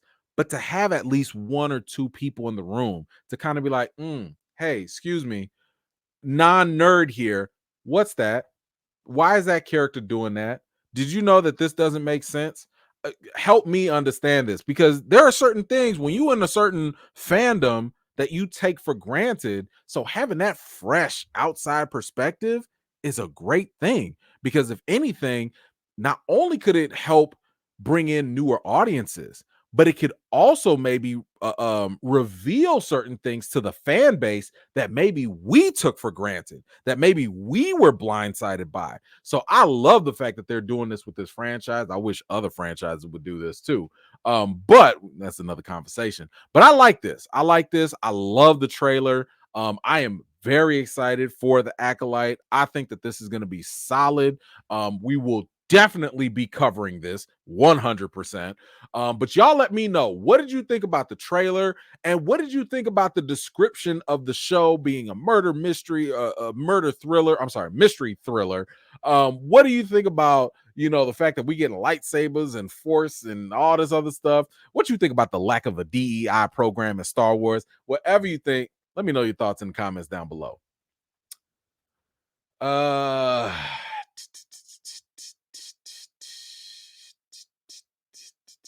Stephanie, thank you. So come on through, my squad. Missed you in the EFAM. Hope all is well and with you and the family. Thank you so much, Stephanie. It's always great to see you. Thank you so much for being here.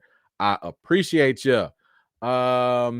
Let's see. Rhonda, the homie, what you got? Listen, saw the premiere in Hollywood as a kid. It was amazing. Fell in love with the lightsaber. I'm so glad to see something else. I'm with you on that. Well, I wasn't around for the premiere, but I'm with you on that level of sentiment. I'm here for it as well.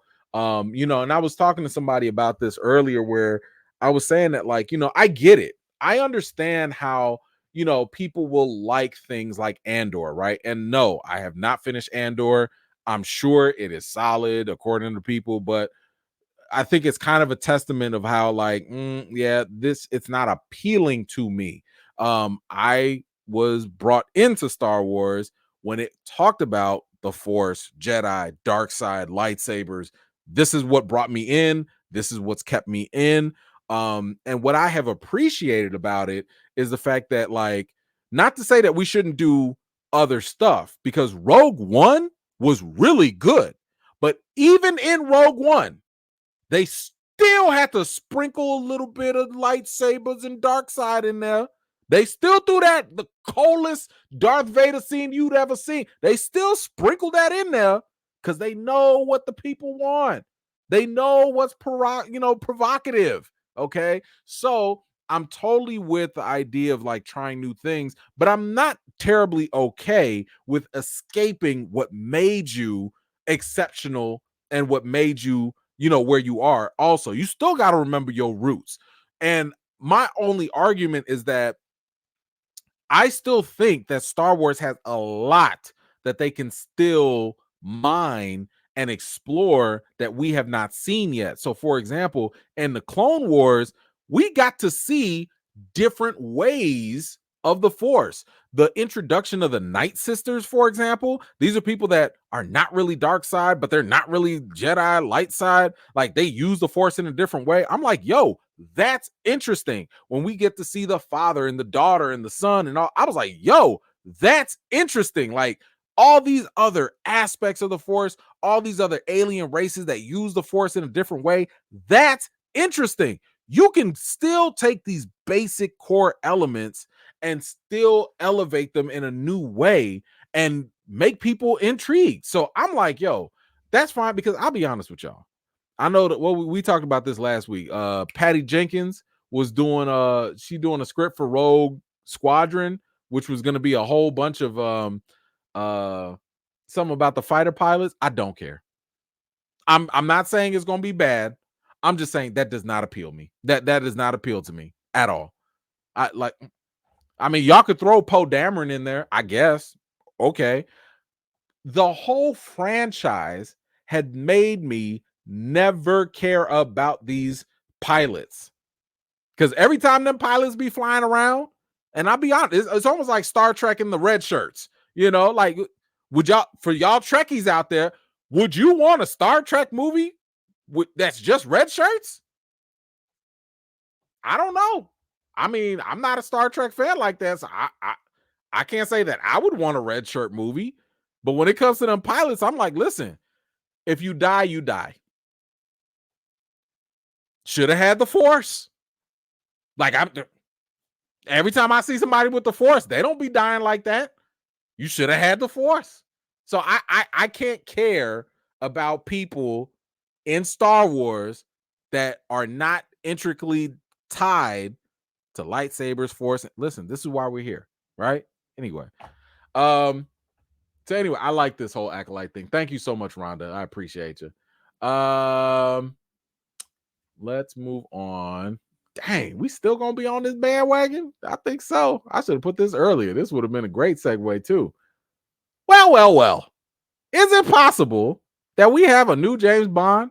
Now, for many years, James Bond, the character, has thrived and flourished throughout the years because, we've had remakes and we've had recasts and we've had a long line of actors playing the role of James Bond.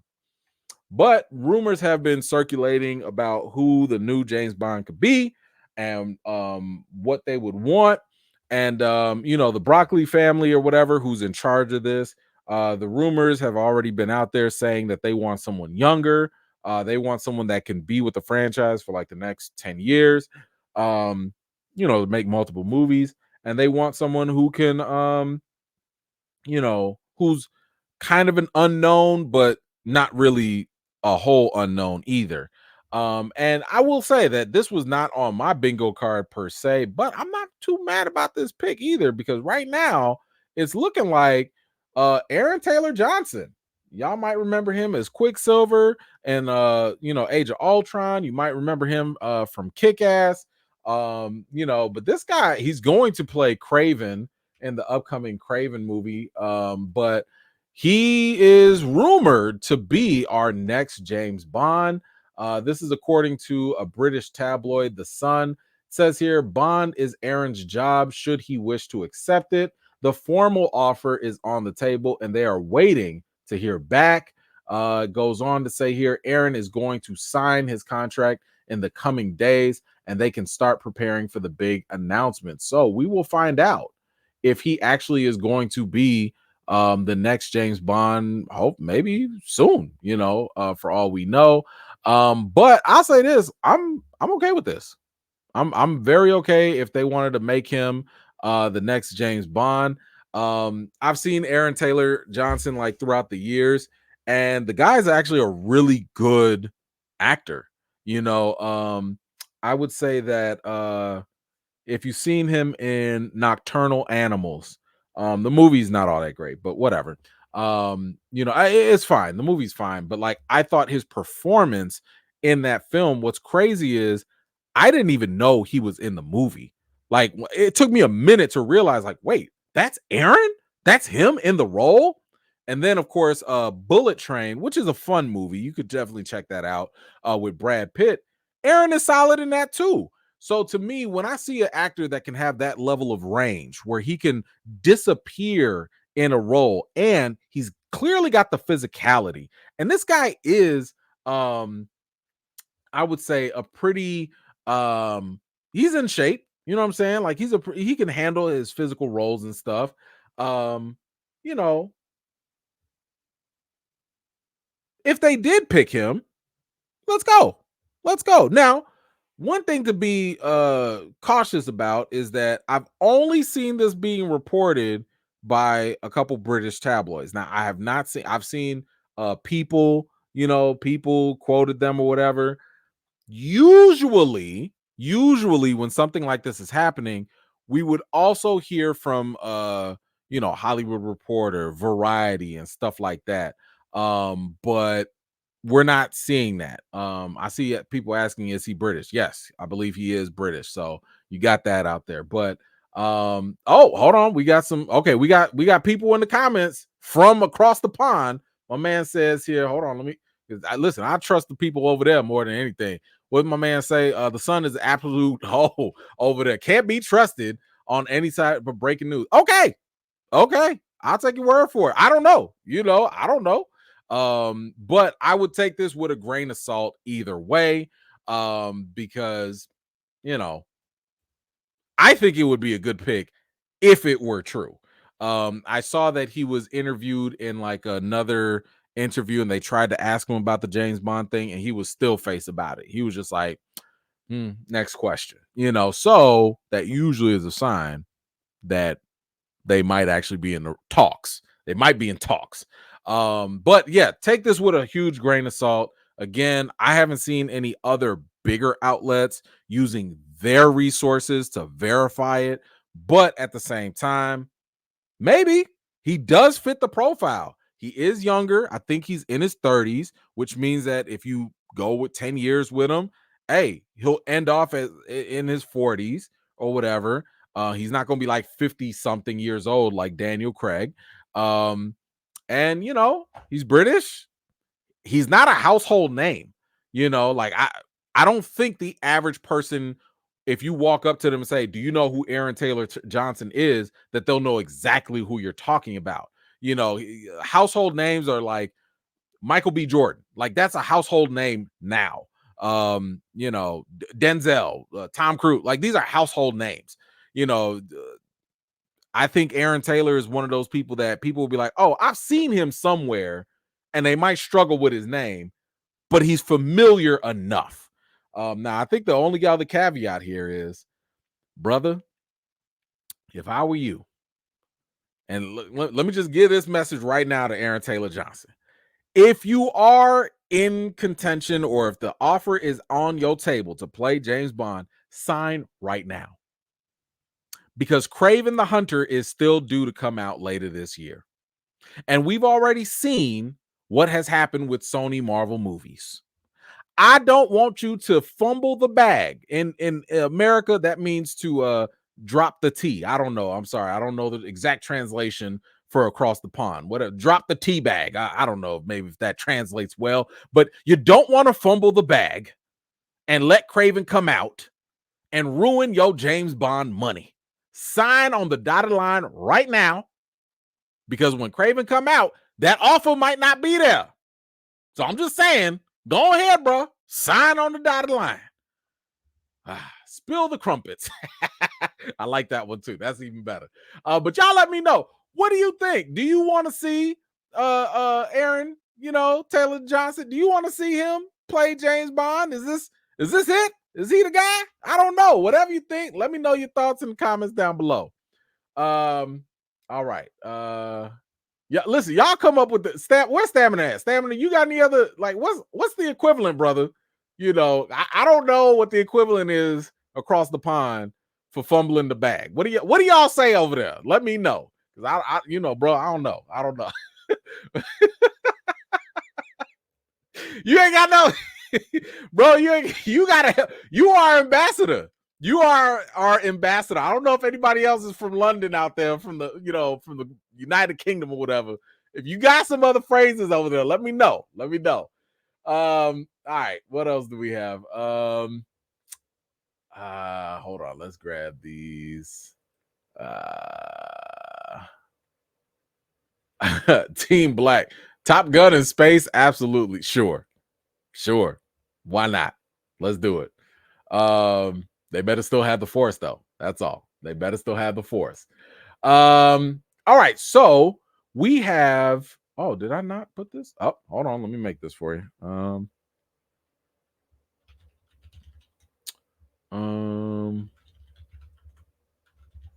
Okay. Let me put this because I didn't have this created. So, we have talked about this before. Michael B. Jordan and Ryan Coogler, they are coming together. They are making yet another movie. Stop me if you haven't heard that before. But the duo is coming together. We talked about how they had this very super secret movie together. And we've heard a bunch of different things, right? Little pieces and stuff, right? So one, we're hearing that it was a period piece. Then we heard that it's going to take place in the 1930s during the Jim Crow era. And then we heard that it was going to have vampires potentially involved some way, shape, or form. Maybe Michael B. Jordan is going to play a vampire hunter. I was thinking, I know some people were thinking Blade. I was thinking maybe Van Helsing-ish, maybe. And then we got even more rumors that we were going to get a double dose of Michael B. Jordan because he might have been playing a twin. So, he was going to play himself twice. But we have more rumors about what's going on with this to kind of give us a little bit more information. For one, it says here that the film has landed and a March 7th, 2025 release date. And we will be getting it in IMAX. So that's pretty cool. That sounds like they're definitely gonna have to shoot that very well. It says here that it's going to be set in the 1930s South, centering on vampires, with dual twin roles from Jordan, and that it'll have a lot of anime influences. So if you guys know, Michael B. Jordan really likes anime. Love the fact that he loves that too.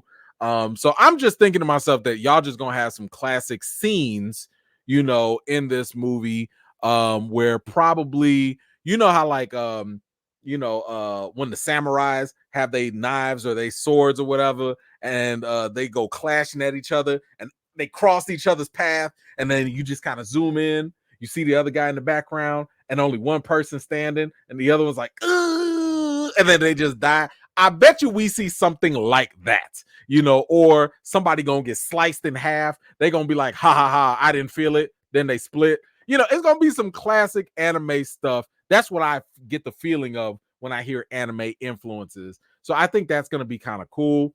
But there's another rumor here that says there's been word that the plot would center on vampires going against the KKK.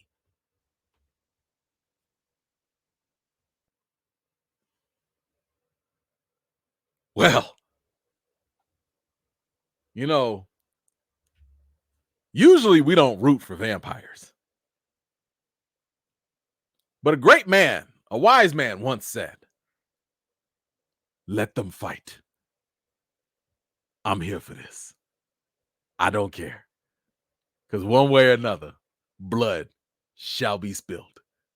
Let the bodies hit the floor. Let the bodies hit the floor. Let the bodies hit the floor." Oh, what? KKK, vampires, Michael B. Jordan, playing a twin, Ryan Coogler, directing. If y'all wanted my money, y'all should have just said so. I'm here. To be honest, I don't need a trailer. Let me know when the tickets go on sale. I don't need a trailer for this. This is one of those times when just the description is good enough.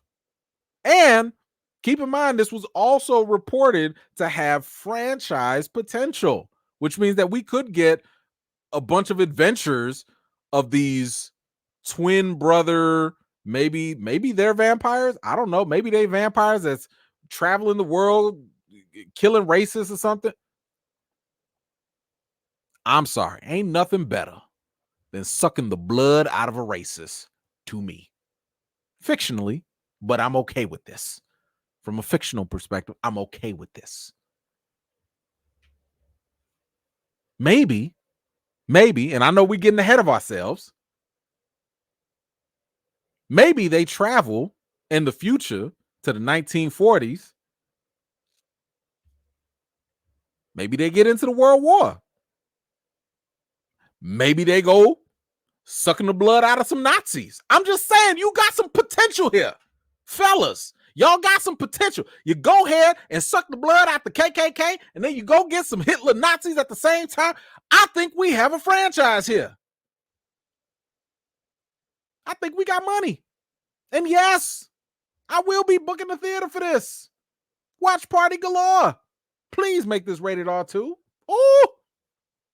Anyway, y'all let me know, what do you think about all these rumors about this Ryan Coogler, Michael B. Jordan movie? I mean, this thing was so top secret, they had to get the executives to come to them to go listen to it just for the pitches. I believe WB ended up winning it, so they're going to get it. Coming to IMAX, vampires, twins, Jim Crow South, KKK finna get waxed. You know what I'm saying? Yeah, whatever you think, let me know in the comments down below. Oh man, I am looking forward to that. That's gonna be good. I think that's gonna be good. Blade, great segue, right? Since we talking about vampires and black folks and all that, we have a quick update about Blade. Now, let me just kind of give people a little bit of a recap of what's been going on with Blade. And of course, you can always go and watch my videos. I have videos on the status of Blade. We've been keeping track. This is a property that has had a long history of delays and issues. First, it started off with having the rumor of a boo-boo script, where Blade was barely even the main character anymore for whatever stupid reason. And then they got rid of the writer. And then the director dropped out like a month before production. So this was clearly bad. Now, keep in mind, Disney was under this mandate to hurry up and chuck out all this content. So, for Marvel, so clearly the quality control fell through the cracks, and Blade was not highly prioritized at all. Because if you let that boo boo script sit there for like a year, that lets me know somebody wasn't on their job. Either way, when Kevin Feige finally woke up and realized Blade was in shambles, he fired, the writer. He went and got a different writer for it. He got the same guy that gave us Blue-Eyed Samurai and Logan. We got the director that did an episode, I want to say, from Lovecraft Country. So that was nice. We got Mia Goth to play one of the villains in the movie. I believe it's going to be Lilith, possibly. I think she's also like a half witch, half vampire, something like that. And what's most important here, the two-time Oscar award-winning actor Mahershala Ali is happy. According to reports, he is very happy with the direction that the movie is in now. He was reportedly not very happy before, but now that they got a competent director, a great writer, they have a good cast or whatnot, sounds like everything is finally working. Now, the only downside here is that this means that Blade is going to get pushed a little bit further. So it was supposed to come out, I want to say it should have been coming out this year, but we also had the strikes with the writers, the actors. But it still has not gone into production from what I understand, which means that we probably won't get this movie until 2025 or 2026. Now, one thing I will say is that and Delroy Lindo. Delroy Lindo is also in there, so that's also solid. So those things are fine. And then we also had the rumor that maybe we were going to get a Midnight Suns film, which I think that, to me, that's 2 Blade movies. It's Blade and a half. I'll take it. Now, we also have some news here, and there's a quick update. And that is one of the actors that was signed on for this is no longer on the project, and that is Aaron Pierre. He was in the original script or project, and it looks like that is no longer the case. He says here early on there were conversations about his involvement. As the project evolved, I am no longer a part of this or attached, and we still don't even know what his role was. So I would just say that, at this point, we didn't know what the role was. I thought that his inclusion was pretty cool because just his presence, like he has a very big his presence on screen. I thought that they were going to make him like a vampire or something. And I was like, yo, he would make like a good villain or maybe like another asset. I don't know. But either way, I like the idea of having him share the screen with Mahershala Ali. Solid actor overall from what I've seen. I haven't seen a lot, but solid actor overall. And I thought he could have brought like a good presence, but the fact that he's not going to be on it, oh well. I mean, I I'm sad that the brother's not going to get to be a part of the project, but he wasn't going to make or break this anyway. So, oh no, we lost the supporting character and we didn't even know what the role was. Like, I saw some people freaking out online over this. I'm like, what y'all tripping over? Like, if Blade is not involved, that's a problem. But if the second or third actor on the call sheet ain't go, so to me, that sounds like more screen time for Blade. I'm okay with this. I don't like it for the brother personally, as professionally, maybe hopefully he's got some other things going, but I'm like, for the story, oh well, more for Blade. Let's go.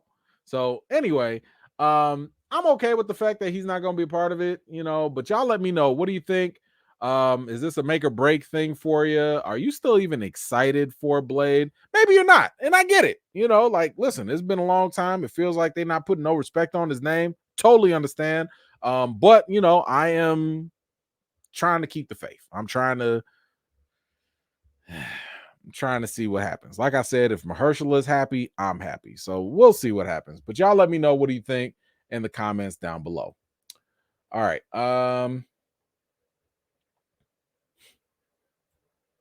Y'all movie. Captain America. Brave New World. We got an update on there. This movie has been also delayed a couple times, but the rumors that have gone on with this movie have probably been maybe a little bit more concerning than the Blade stuff. So let's kind of go through the rundown of what has been going on with it. Now, Anthony Mackie is the lead of this movie. I have shared my concerns about his character being the solo lead for this movie. Now, if you wanted to give me a Falcon and Winter Soldier season 2, okay. But for a movie, I don't know. I don't know if that would work.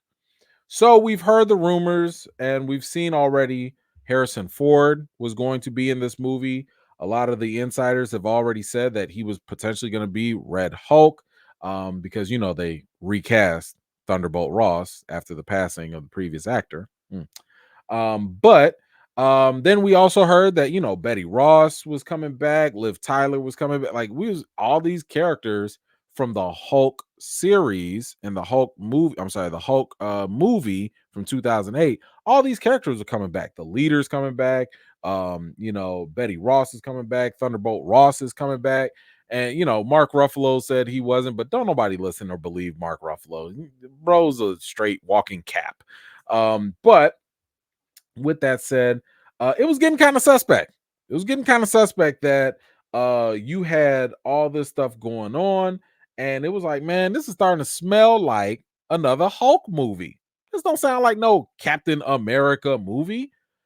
I've also told y'all, Captain America, I don't care if it's Sam Wilson, I don't care if it's Steve Rogers, they are not the most compelling characters, in my opinion. And that is why usually what makes them compelling is not them individually, but the situations around them are usually what's interesting.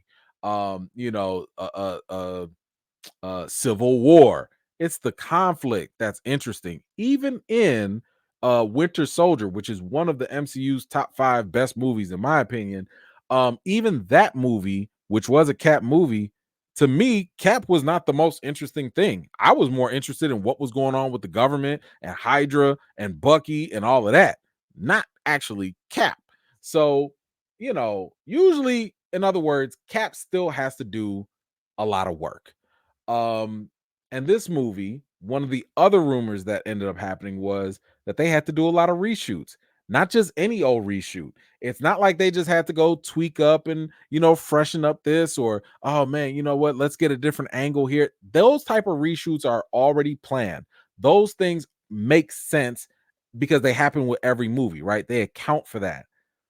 But the reshoots, according to rumors, are bigger than that for this particular movie, for Captain America Brave New World. They're saying that the reshoots were so bad that they had to bring in a consultant to rewrite, not tweak, rewrite major action sequences. I don't have it here, but the rumors that were also mentioned was that when they did the test screening, the audience did not like the politics. They thought it was boring. They thought the acting was stale. They thought that the love interest, I guess, between Sam and whoever the woman is here was not very compelling. And they said the action scenes were lackluster. Yikes. Yikes. I mean, again, these are rumors, so we can take them with a grain of salt, but I'm not going to act like I'm going to be surprised. And here's the thing. If the politics in a Captain America movie don't move people, what are you doing?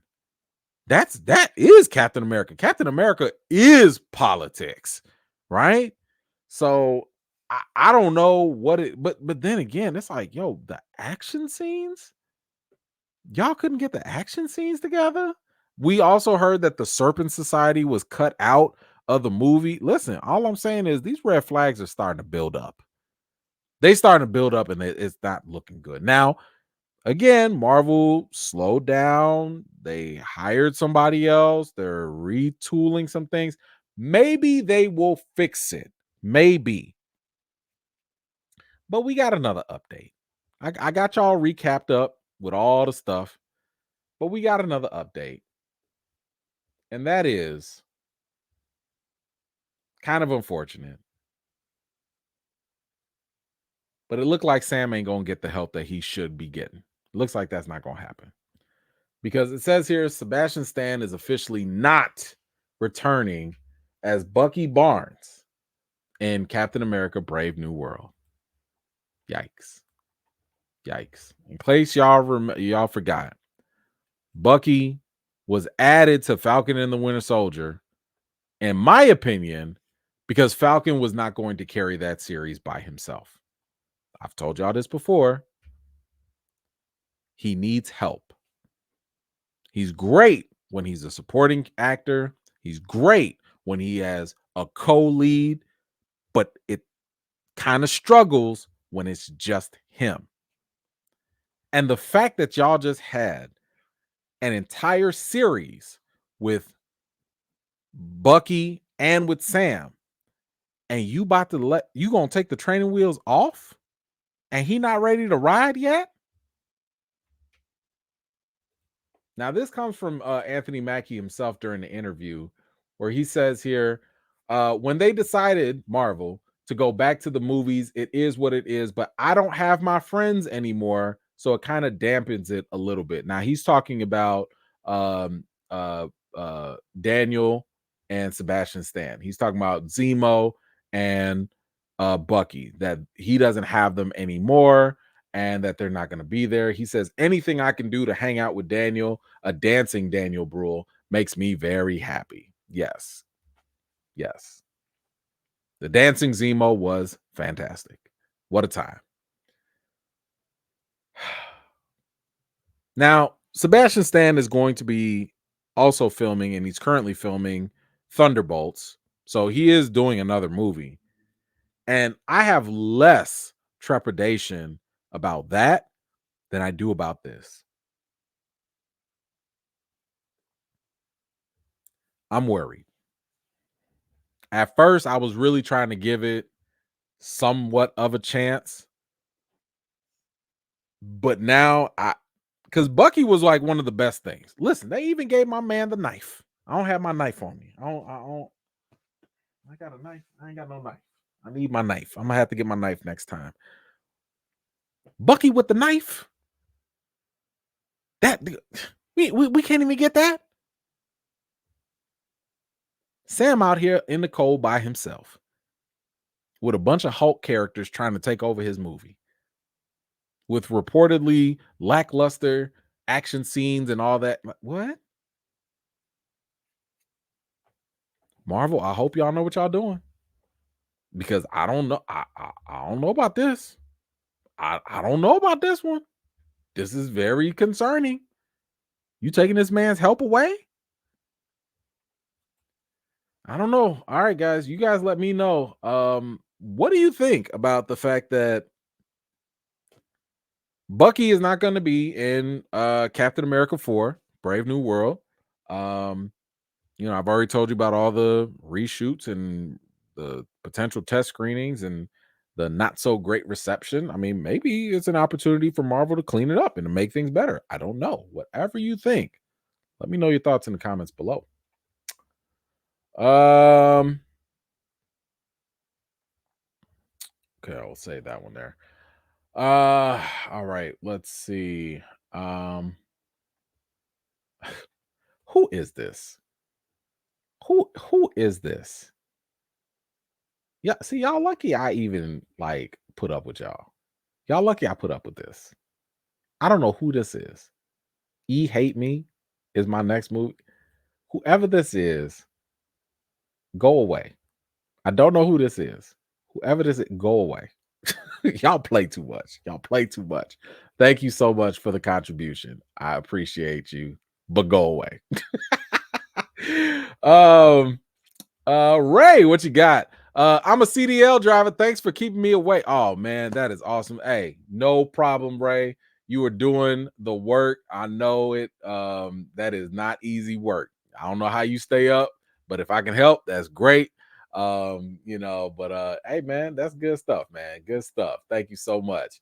All right, let's move on. We still have a couple more topics. Oh, okay, we got more Marvel stuff coming up, and then at the end, we're also going to talk about the X-Men 97 reaction. So stay tuned. We still got that coming up. But we have to talk about this. Now, we talked about this last week about how there was all this talk about the X-Men 97. No, you know what? No, we're not going to talk about that yet. We're going to talk about that before. We're going to change it up. I keep forgetting. I can control this. We'll do that later. We'll say that for later. So keep that in mind. We're going to talk about the X-Men firing. We're going to talk about what's going on behind the scenes at Marvel. Because we have a couple things that are happening behind the scenes that I think would be helpful for us to kind of know and talk about. So a lot of stuff has been coming out because Brad Winderbaum, he is basically the second in charge at Marvel Studios. So Kevin Feige's president and everything. Brad Winderbaum, he's the guy that is in charge of all the streaming stuff, all the anything that hits Disney Plus. That's his face right there. That's him right there. Man, I'm still hurt that I almost had the chance to talk to him and interview him, but that whole Bo DeMayo thing messed that up. So I almost had a chance to talk to him. But with the people that he did talk to, he dropped a lot of different things and a lot of different information. About all the things he's in charge of, which again, he's in charge of everything on Disney Plus. That's the Disney Plus specials, the animation, the live action stuff, whatever it is. This is his domain. So we have an update from him about a couple Disney Plus series that we've heard about. Because keep in mind, we did also hear that some things were getting canceled. We just talked about how Eternals 2, Ant-Man 4, and what else was it? Captain Marvel 3 were going to not happen. And we were all heartbroken over it. Yes, no Eternals 2. So heartbroken. Anyway, but there were some other shows that we've been talking about that we had no idea about. And two of those shows was Ironheart and Wonder Man. Ironheart, as we saw, was teased, and we saw her in Wakanda Forever. Wonder Man was going to star Yahya Abdul-Mateen, who I always thought should have been the next T'Challa, but I guess he signed on for this Wonder Man role instead. But we got an update on what's going to happen with those two shows, or at least what their status is, because we ain't heard nothing about them at all. So he goes on to say, it says here, the producer did not confirm whether either show would debut on Disney Plus, but they are both set in stone for a release. Regarding those shows, he says, yes, absolutely. We're editing both those shows as we speak. They're spectacular, they're amazing, and they're different. We're able to explore corners of the universe that are really exciting. Riri Williams is one of them, and I cannot wait for people to meet Simon Williams. And Simon Williams is the one who is going to be Wonder Man, again, played by Yahya Abdul-Mateen the second. So both of these series are still happening. They're still coming forward. You know, I'll be honest, I can't say I'm excited for either one. The Riri Williams one, I've already told y'all anything that was kind of like greenlit during the pandemic era, and I'm talking about from 2020 to like 2022, I'm very suspicious of. Those are not projects that to me give a lot of confidence because they were made during the time when Disney gave that mandate and basically was like, hurry up and go make stuff, you know. So that to me, I'm not really feeling. But I don't know if they fixed things or not. Remember, at least in the rumors we had for Ironheart, the rumor was that maybe we actually will get Mephisto to show up. Maybe. So we'll see if that happens. But these are the only two that he's really confirmed to be still happening.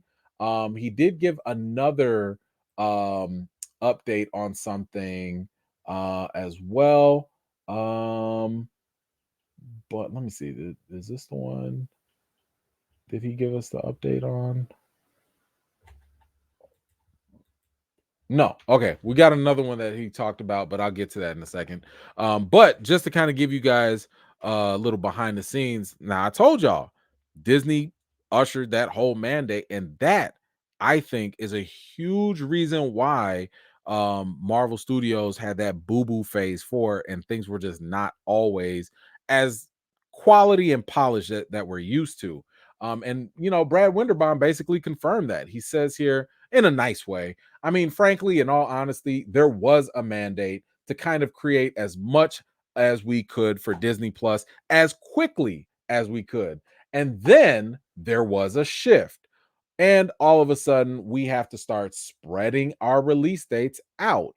So that really accounts for a lot of the delays. Now we're using that time. We're not sitting idle. So it's like it stays in the oven. You can bake certain things a little bit more. It's actually, I think, ultimately, it's only going to make things better. But most of it, just frankly, shrapnel from the business. So clearly, Brad Winderbaum is a company man. He's not going to tell it to you and drag nobody under the bus.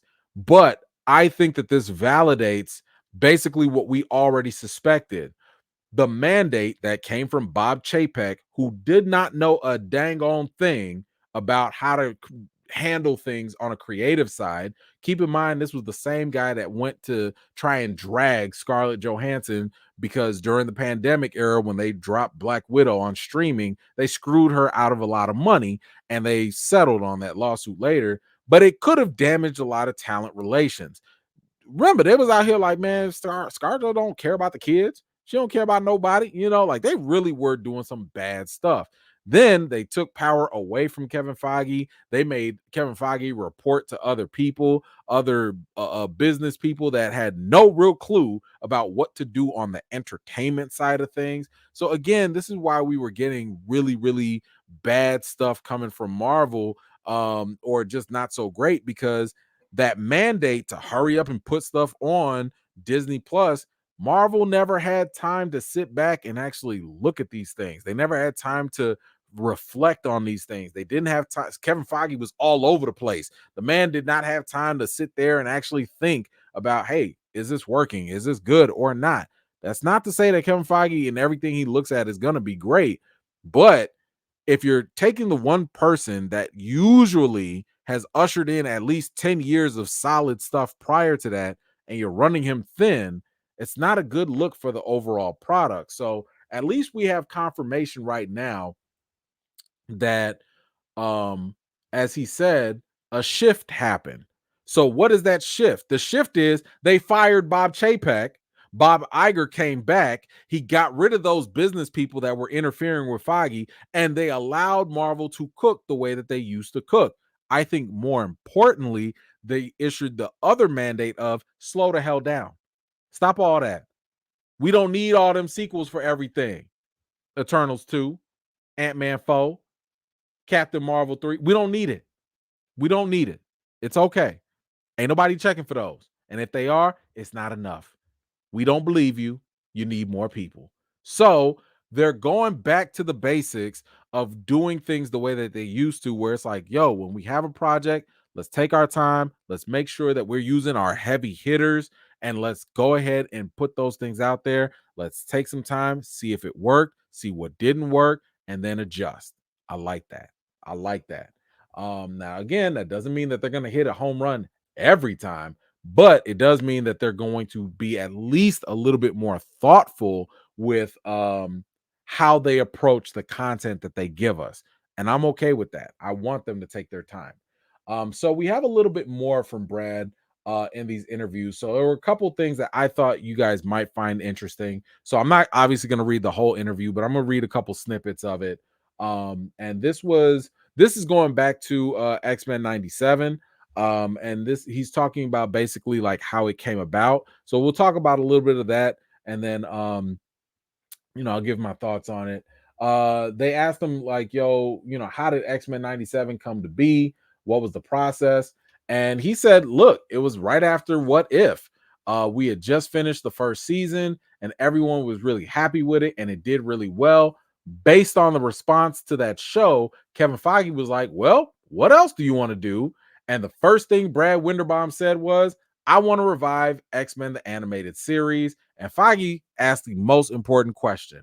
Can we get the music? Do we have the music? And then it was off to the races, collecting the most creative, talented X-Men fans to bring this to light.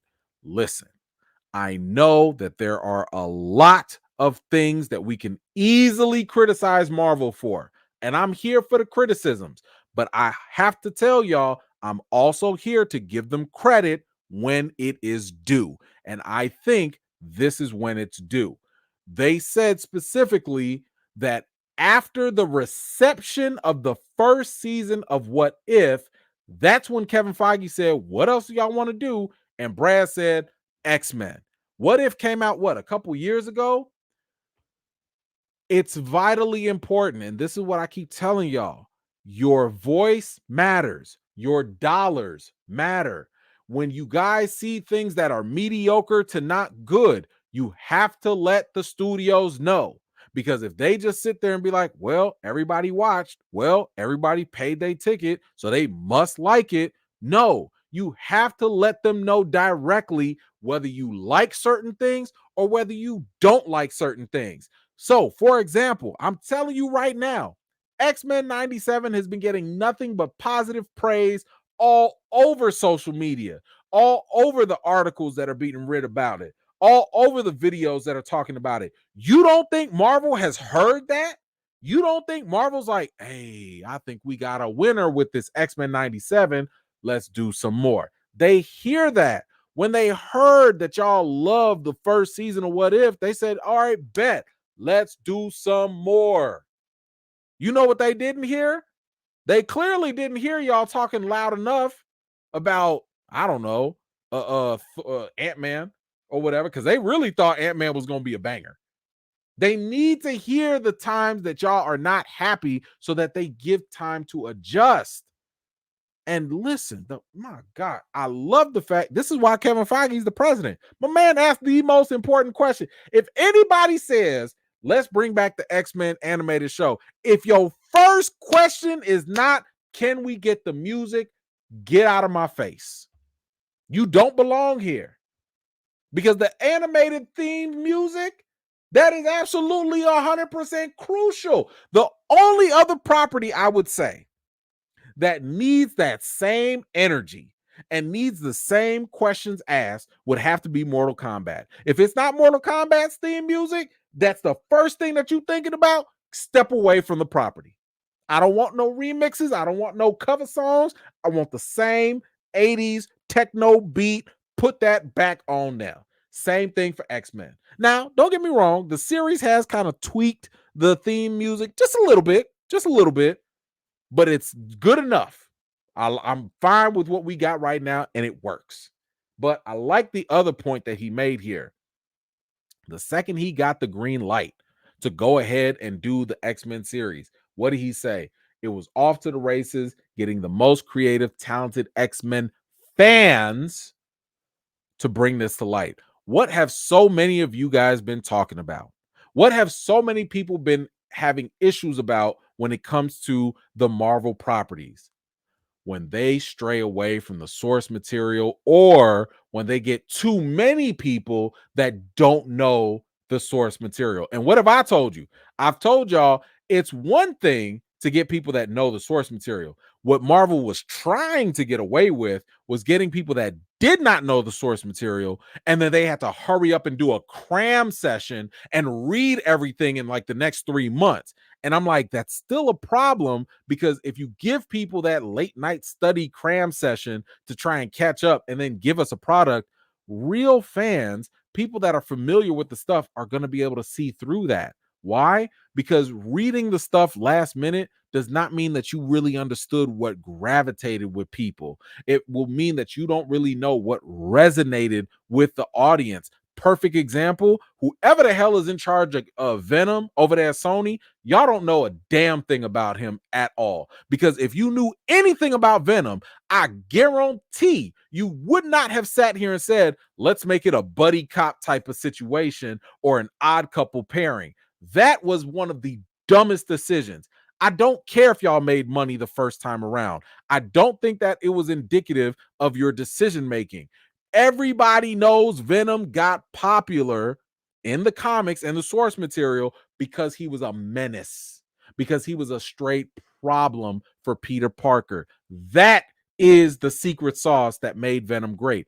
Yes, eventually you can make him nice and anti-hero, but if you don't understand that his presence of being a top tier villain was the real issue, you don't know what you're talking about. So anyway, I love the fact that Marvel went back to the basics and was like, you know what we should do? We should actually go get X-Men fans. And you know what they did? And they said this in the interview too. They went back and talked to the original creators. They went back to the people that originally made the X-Men animated series, and they brought a lot of them back. They brought the voice actors back. They brought the directors back. They asked them questions. It was like, yo, what did you do? How did you make this work? You know, help us out. They did all of that work. And I think we're starting to see the proof in the pudding. We are going to talk about that later on, but we are seeing that when the creators get back to the basics of the source material and they get people that know what they're talking about, you actually get a good product. Crazy concept, right? So it was also asked of them, the question here, did any live action projects that have come out since the original X-Men series influence this reboot? And Brad had said, when we do a live action of any of these X-Men characters, we're always thinking about where they were in the source material in the comics and what people love about them. Brad, you my boy. You my boy, Brad. Now, I met Brad. Okay, I met Brad once at the Critics' Choice. Cool guy. Brad, that's cap. I'm gonna have to call you out on that, sir. That is straight up cap. Okay. Now, I don't know if you're talking about maybe in the future, you guys will take characters, put them in live action, and do maybe in the future, but y'all sure enough did not do that recently. Let me bring y'all back. Thor 4. Gore the God Butcher. Where was the source material with that? My man barely butchered any gods. So what were y'all looking at with that? Help me out. Now, I like the sentiment. This is what y'all should be doing, but y'all been dropping the ball on certain things. Now, hopefully you fix that moving forward. But nah, man, y'all messed that up. Gore the God Butcher, y'all messed that up. Wasn't nothing source material about him outside of his name. That was it. Little fun thing here for anybody thinking about crossovers. They said here in the original series, there were crossovers with Spider-Man and even some surprise cameos. Do you envision that in this version? He says here, without going into spoiler territory, the original show does have a lot of fun cameos, and the 97 series carries that torch. That is facts. If you did go back and watch the old animated series, the X-Men series, everybody showed up. But they threw everybody in there for no real reason. Like Doctor Strange showed up, Punisher showed up, T'Challa, Black Panther showed up. They showed him for like 2 seconds, but they all show up. Spider-Man shows up. Well, I'm sorry, no. The X-Men show up in the Spider-Man show. So they were doing the connected universe back then, a long time ago. So it is definitely possible that this could continue and it would make sense. We'll talk about that in the review of the episodes as well. Now he also talks about some other Marvel projects here. So and he gives some insight on that. They said, yo, speaking of like Eyes of Wakanda or your friendly neighborhood Spider-Man, what's your overall vision for Marvel animation? He says Eyes of Wakanda. It fits right into our sacred MCU timeline of continuity. Ryan Coogler is going to be the producer on it. He says here it's about Wakandan history and mythology, and it's really cool. It looks amazing, and it feels like, okay, I'm getting an animated look into the MCU. All right, we'll see. I mean, I already told y'all. I can't say that it's like one of my higher anticipated type of things. I'm not a fan of jumping from character to character, and now it depends on how they handle it, but I believe they said that one of the rumors was that it was going to be visiting different warriors of Wakanda or whatever. Okay, we'll see. I know one thing though. You could bring T'Challa into the X-Men series because he exists. Not Junior, not Senior. Listen, T'Challa's in there, and y'all could just bring him in there and do what needs to be done with his character. You could do that. I'm just saying it's on the table. It's on the table. Also goes on and says the third season of What If. Without spoiling anything, that's where we start to feel crossover potential with animated projects. We've got Marvel Zombies coming down the road, your friendly neighborhood Spider-Man. And it's a very he said it's a very high school ensemble driven show with Peter Parker at the center. Okay. All right, cool. So, it sounds like we got a lot more things coming down the pipeline with the animated series and the live action stuff. So I don't know. You guys let me know, what things are you looking forward to in the upcoming animated stuff with Disney Plus. What things are you looking forward to maybe with the live action series like Ironheart or Wonder Man? Whatever you think, let me know your thoughts in the comments below. All right.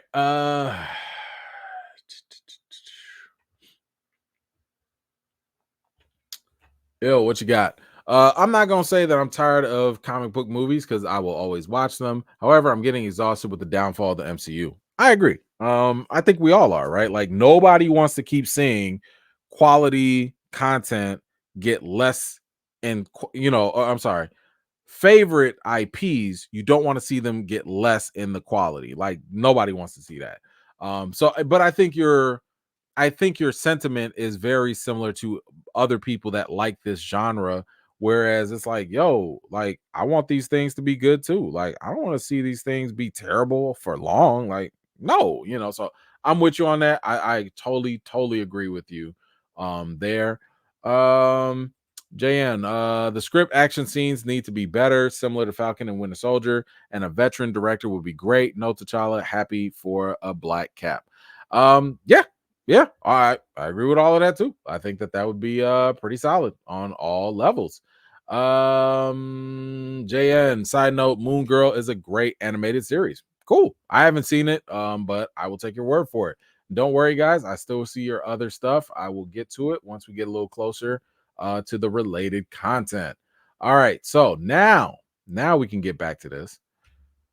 X-Men firing. Now, remember we talked about how Bo DeMeo had recently been fired right before the premiere of X-Men 97. This was completely out of the blue. No one saw this coming. It was weird. We was like, yo, how? Why? What is going on? And it caught everybody by surprise. Now, I've already told y'all, and we talked about this in my last video. There were a couple rumors that were going around Some people thought it was the OnlyFans. I didn't really think it was, because his OnlyFans had been around for a couple of years, and supposedly it had non-explicit stuff on there. And then you had, the fact that Brad Winderbaum, even the director that I spoke to, Jake Castorena, everybody was talking good about Bo. They was like, Bo did great. Bo did this 2 seasons, and the 2 seasons were fire, and this and that. Like, everyone was saying positive things about Bo DeMayo, but the man deleted his social media. He got fired on his day off.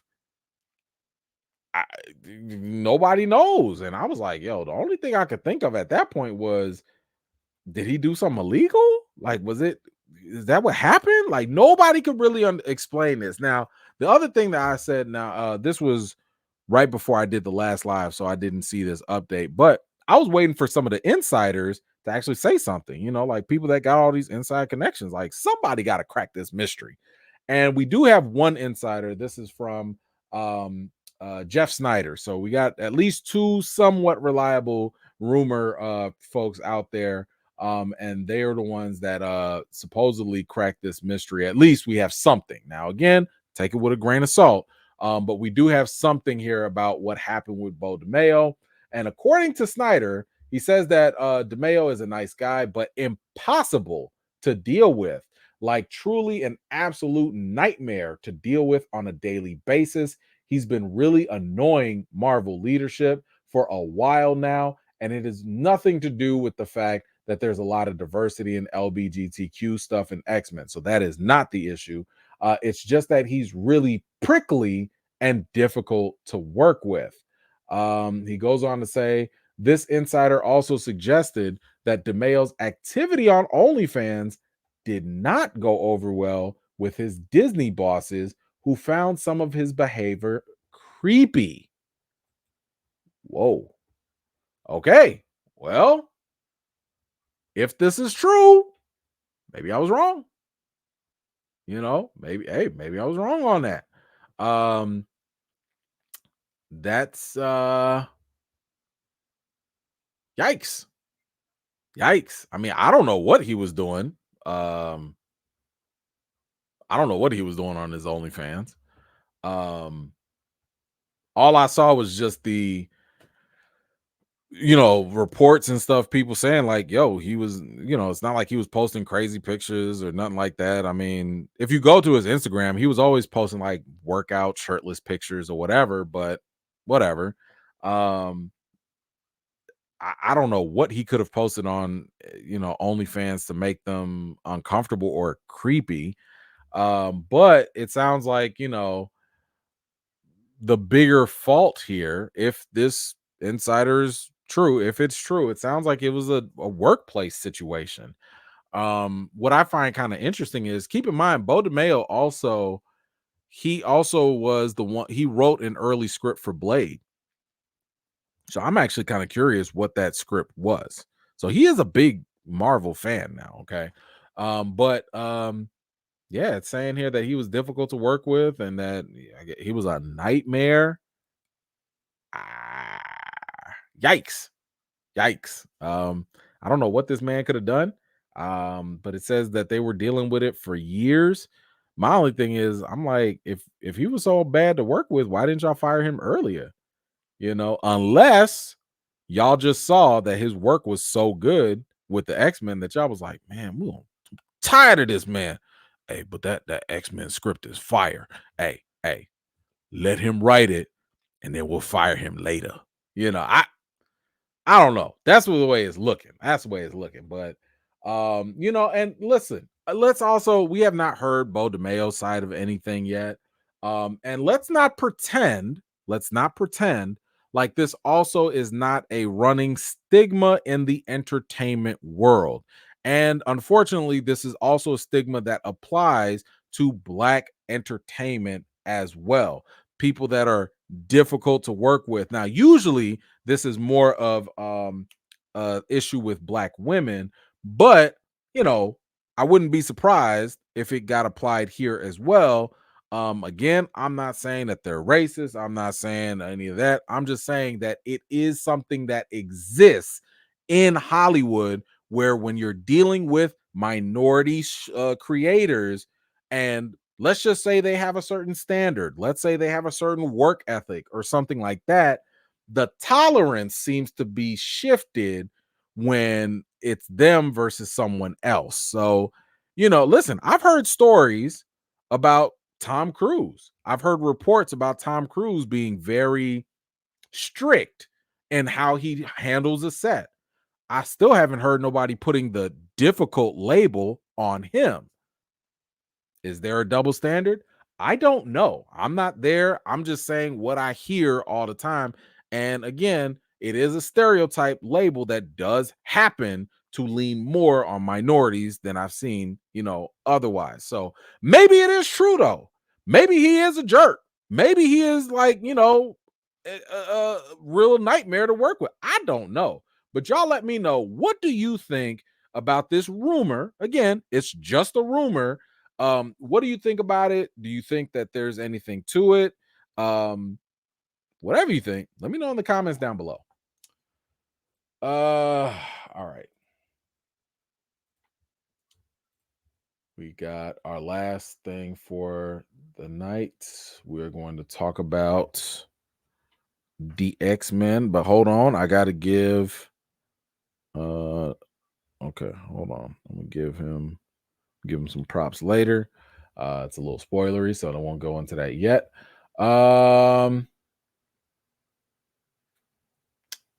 Let's see. Okay, we'll say that later.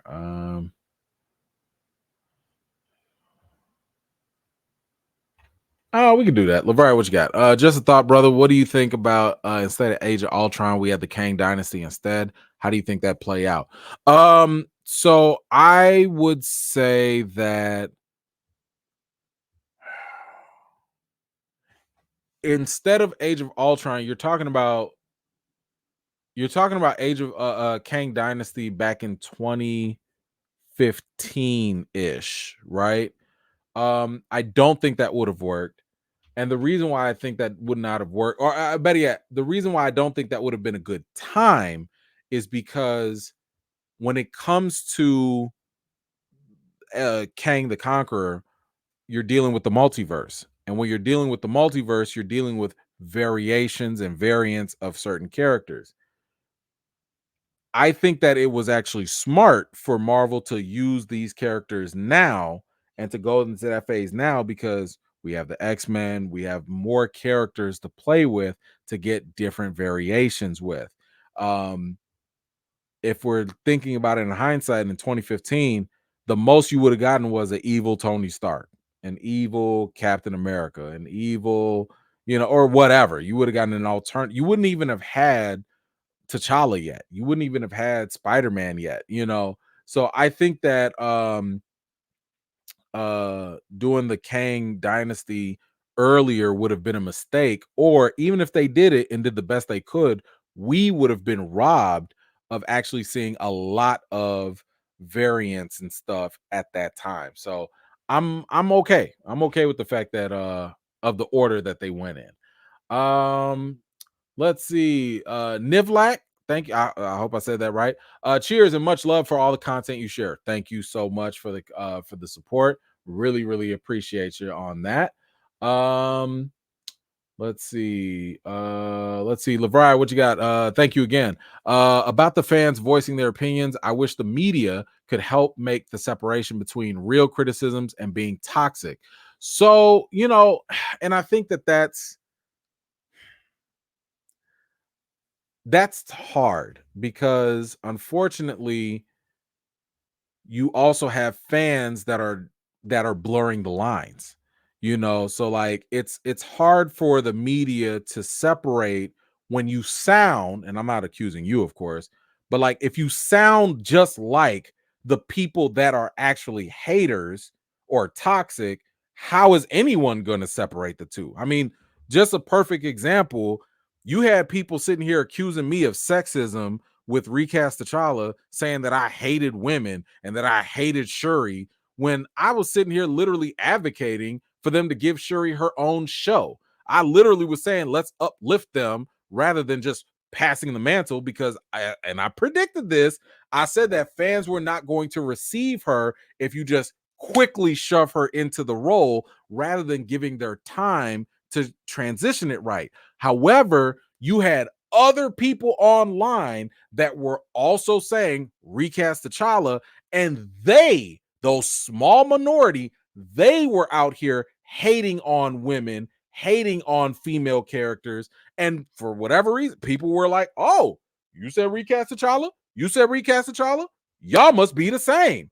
And that was the problem. So I had to go out of my way to constantly correct and constantly defend against something I wasn't even supporting, because these people that were louder or more consistent, they were blurring the lines and messing it up for the vast majority of people that were not being sexist and they were not being bigoted. We just wanted T'Challa back. We actually were cool with T'Challa and Shuri sharing the same screen together, both having the mantle. It was not a problem. So I think that that's more of an issue with, like, if you have a legit criticism, take a little bit more responsibility in how you're voicing your critique. Make sure that you don't sound like the toxic people. That's all.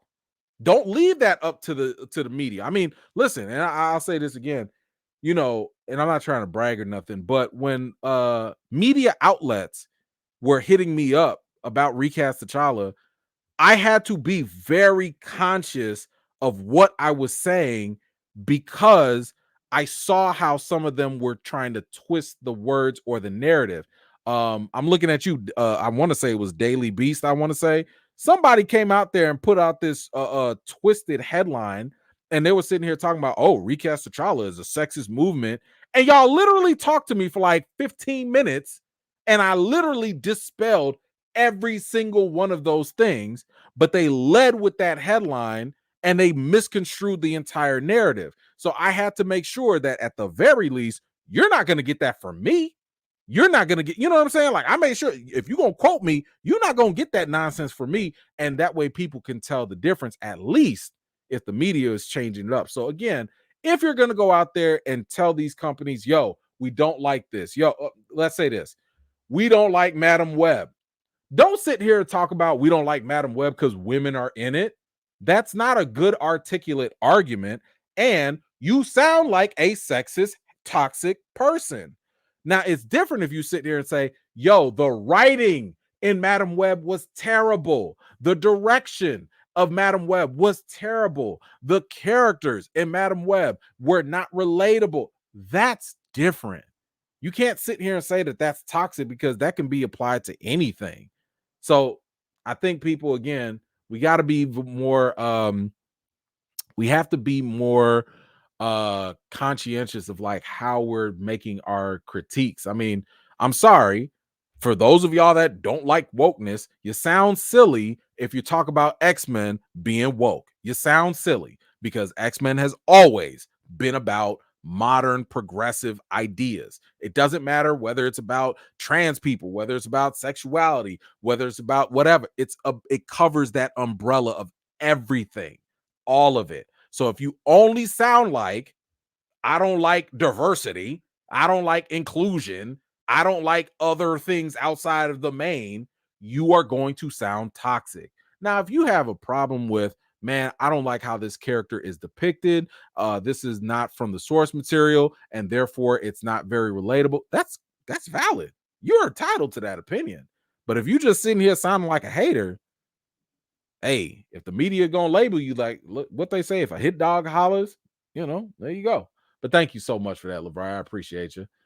Dang, man, they cooking something. I'm hungry now, man.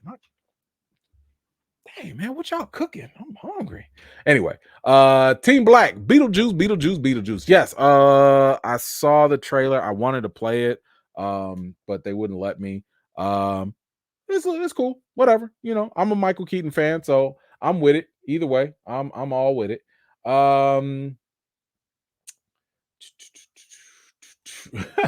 What is this here? Larry, what's going on? E-Man, I just bought a 12-pack of Coke and one can was pretty much empty, but with no holes or seams. It's a mystery. Give me my Coke or give me death. Man, Larry, who out here taking your Coke, bro?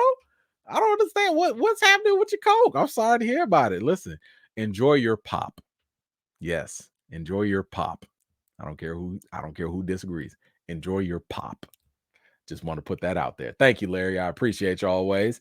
Arthur, what you got? The Bo DeMayo story reminds me of Isaiah Washington's treatment on Grey's Anatomy, and his being difficult as a reason he was fired. Hey, again, I don't have enough details on the situation to really comment on it. All we have are rumors, but maybe.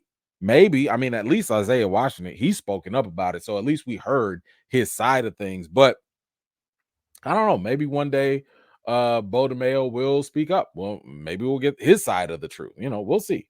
But thank you so much for that.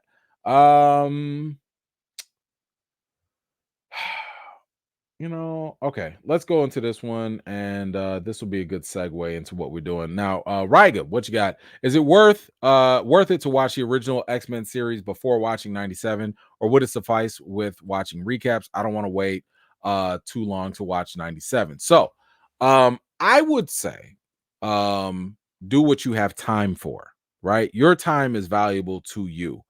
I personally rewatched the entire old series, and I found a lot of benefit in it, mainly and matter of fact, don't hold me to this, but I'm trying to work myself into making a theory video for y'all. I know, trying to go back to my roots, about what fun little Easter eggs in the original series that Marvel can still use today for the X-Men.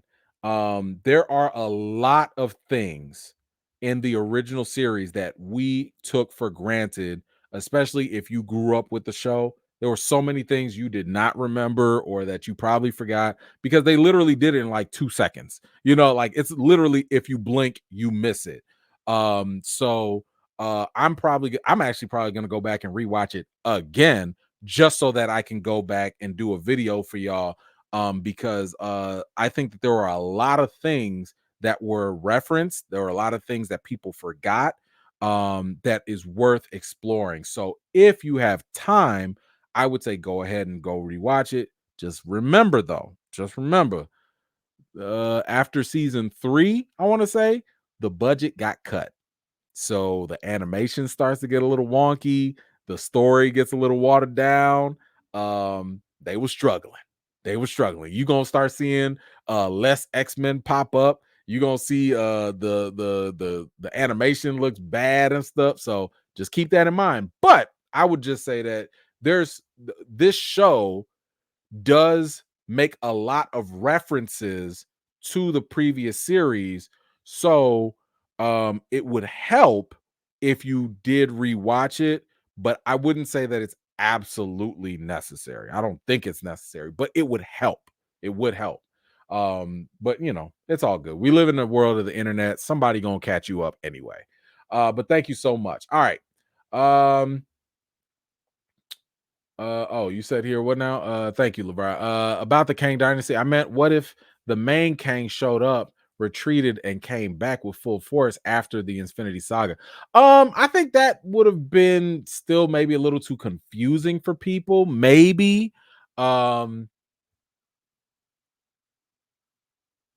But I could see how it could work. I could see like if he came as like a one and done and then all of a sudden came back later, I could see how maybe that could work.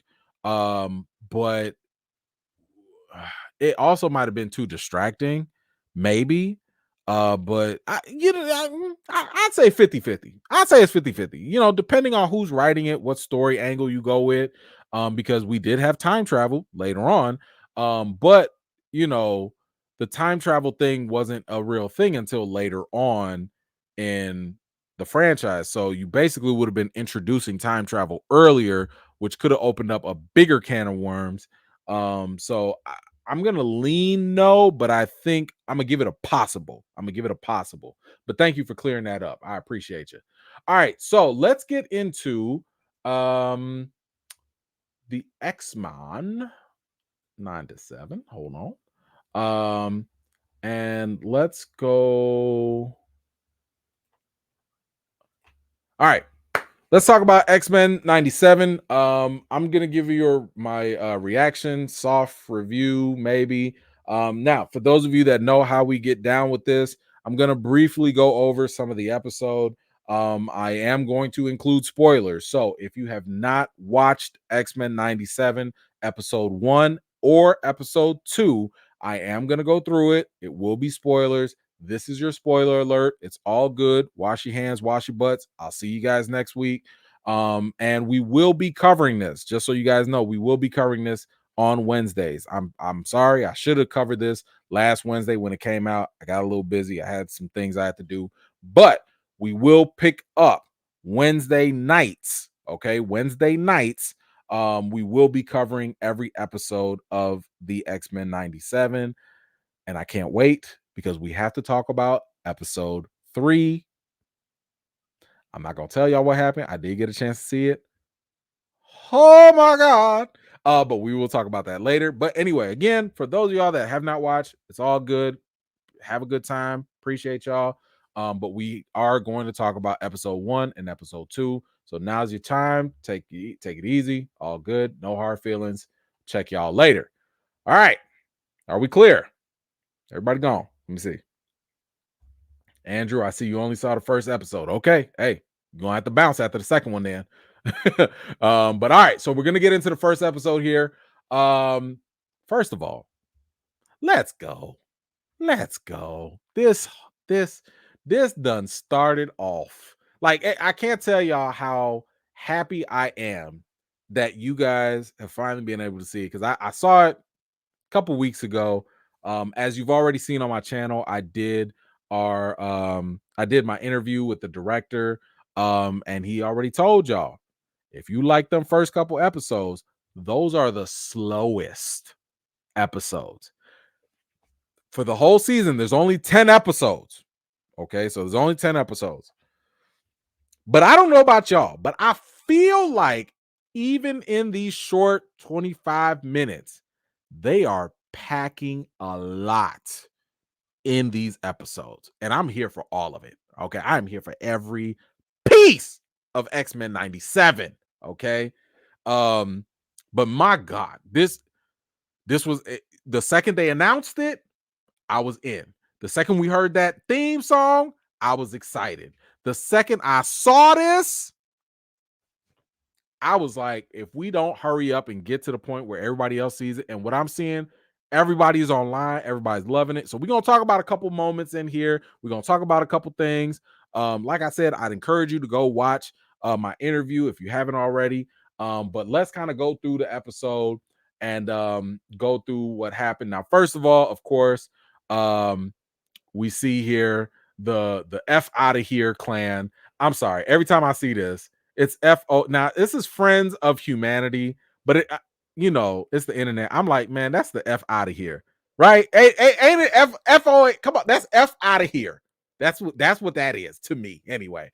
But we see the Friends of Humanity out here, and just in case you did not realize, these people, this group, does represent, a typical hate group. Now, I don't care what your politics are. I don't care what they are. Okay. I don't care if you're a lefty. I don't care if you're a righty. I don't care. I don't care. But I want you to understand that these characters, these tropes, do fill in as representatives of or symbols of things that happen even in today's modern world. So, this Friends of Humanity group, insert whatever hate group you want here. That's who they represent. Now, they also represent the extreme of the hate groups, okay? Not every hate group that we know of, or not every group with certain values are violent. They're not kidnapping people. We're not saying that. But these do represent the extreme of certain groups. So let's just kind of remember that. The same way the X-Men represent the extreme of certain minority groups. So that's kind of what we're going here. All right. So we see here that they've got they captured Roberto, and you know, woo, listen, they put some respect on my man Scott right here.